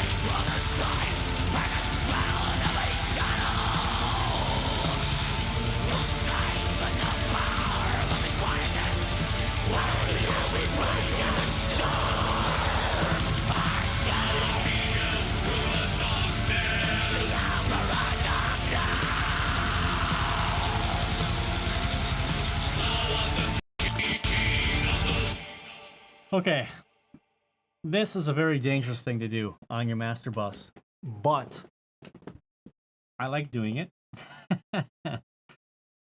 Usually I use Waves linear phase multiband, but you can use this.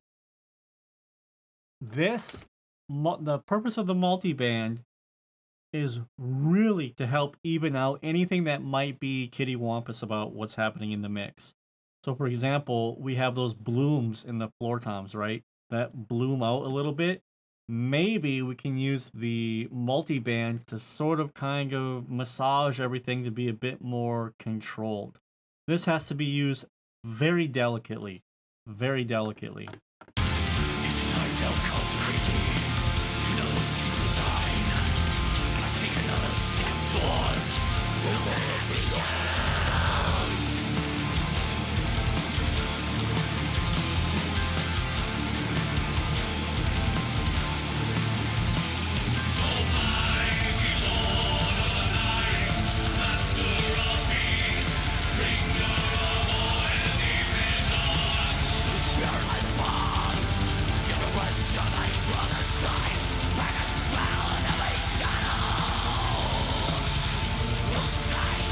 The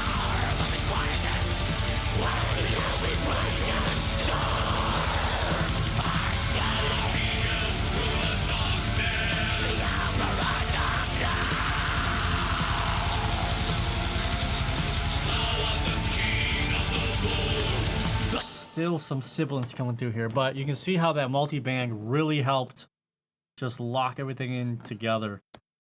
Thou art the king of the wolves. Let's do one more. Do one more de-esser here. Thou art the king of the wolves. Thou art the king of the wolves. Thou art the king of the wolves. Thou art the king of the wolves. Thou art the king of the wolves. Thou art the king of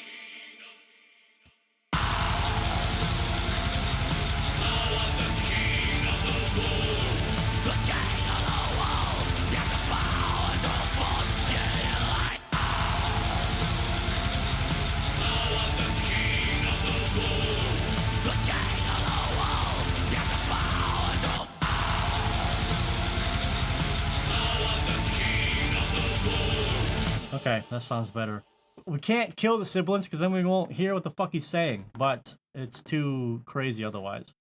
As you can see, like when I'm mastering, now, at least in this particular instance, I'm listening to the balance of the mix over and over and over again. I am picking out like, ooh, that's a little bit, that's not quite right, or this is a little bit or something. Something will eventually poke out, or something constantly pokes out, and you're like, gotta address that. This is what I was talking about before, where we can start the mix A, B, C, D, but there's going to be a point in time where you got to finish it, and how you get there, it's really up to you. So this is what works for me, and we're pretty much getting to the end of everything here. I'm going to need some more spots here. So one thing that I have started doing, again, I pretty much stole this from Dom Segala, so this isn't my idea, is I have started to really make sure everything below 100 hertz is mono. And the way that you can do that in Cubase is you use this imager plugin, divide this into 100, and then just fucking turn the width to 0. Bam, everything is in mono from 100 hertz and below. If it wasn't the case, if you look down here, this is my phase relationship stuff. So everything from 200 and below.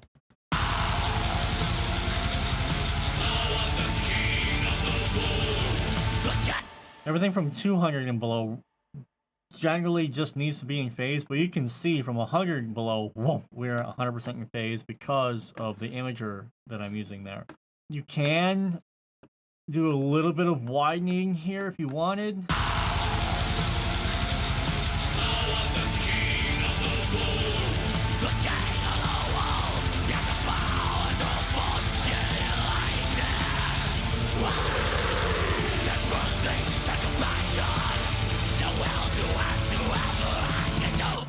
Just be fucking very careful. What I wanted to say about this. When you're doing this, though, you need to be very cognizant, be very careful. So 0 to +1 is in phase. What this means is that when someone listens to your song in mono, anything that would have been 0 to -1 is gone. It's fucking gone. So if you're doing a lot of synths that do this crazy fucking panning back and forth, and your synths are going from 0 to -1, anytime it's in mono, the synths are gone. They cancel out. That's what that means. They wrap around and cancel out. So if you're going to do any widening, make sure that you never go beyond 0. Stay in the +1 side. At the very least, when you're in mono, for the most part, things will retain, and it'll sound normal. You may be wondering, like, that's all well and good, Scott. So what about making it loud? This is where the truth has to come out. This is kind of where stock plugins shit the bed. In Cubase, there isn't a clipper. There's a soft clipper, but it's not clipping like what we want as a clipper. And then there's no real good mastering compressor and mastering limiter. So being honest with you, that's when I would tell you gotta buy a good one. So buy a really nice one, plugin boutique. You can get some really good clippers. That's something worth investing in. But we are not going to do that. We're going to use 3 instances of Razor here. So to set this up, we do not want intersample clipping because it's not the final clipper. So intersample clipping would make sure that on the export there are no samples that go above 0. Because samples that would go above 0 would be considered digital clipping, and for example, Spotify would see that and slap your song down in volume. So that's actually how you can get your song turned down in Spotify if you have clipping over digital 0. So we don't need this. Turn that off.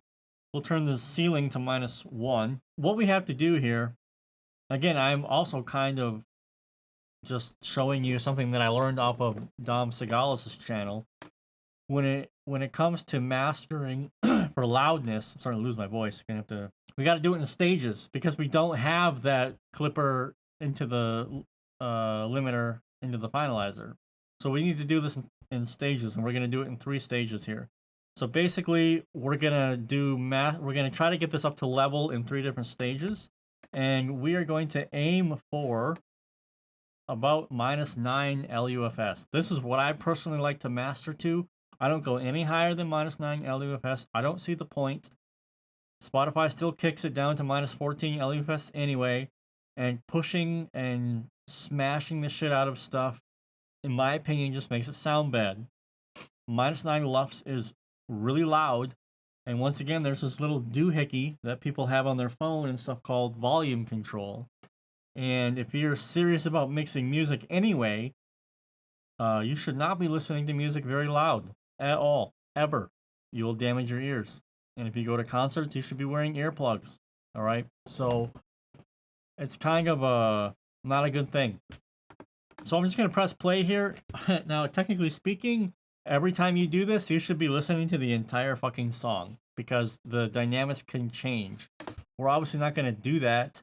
I'm just going to go to the most energetic part of the song with all of the elements, which is the end of the song with the blast beat. And then we will adjust the compressor.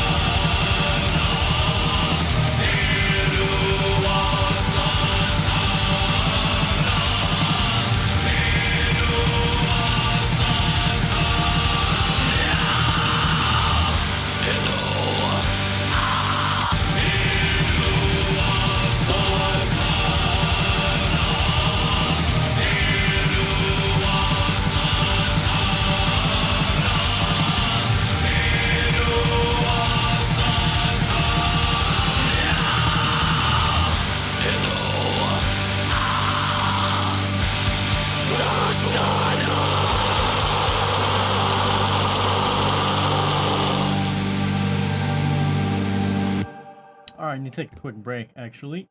So if you got any questions, let me know. And then we will pretty much wrap up. That said, don't forget that this is what I'm using here. If you guys are new, this is the raw black metal kit that I created. This is a preset that you can get on my website. It's $10. It'll help you make black metal faster. And if you don't want to mix drums, there you go. Now you know what they sound like. And then obviously, you know, I have to say that I'm biased, but I think SVARTRUNA is probably the best black metal amp sim ever. You just put it in and it works and it sounds killer. So yeah, I have no idea, Frank. I didn't listen to the original to didn't really care, to be honest. I don't even know if I have.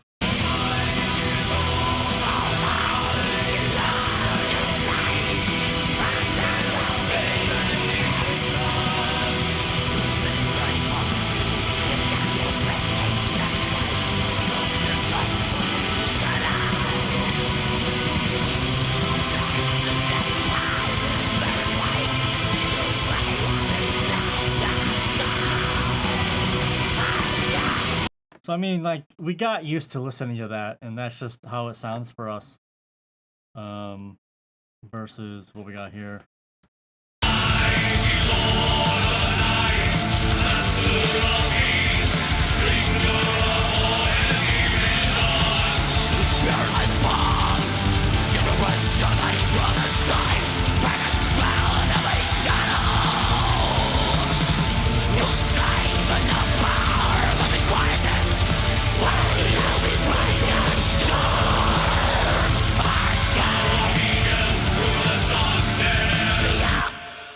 So, I mean, like, listen, this was mixed in what, 94, was it? I don't even know. So, I'm not gonna be like, shit mix. It is what it is back then. But the idea was to use modern solutions, not to make it perfect, but just to sound better, you know? This is still clearly black metal, and it still sounds as such. It just sounds, a little better. That's all. I think it's pretty sick. It was a hell of a time, guys. We will talk, we'll hang out, and I'll see you guys soon. It was absolutely my pleasure. Till next time, have a good one.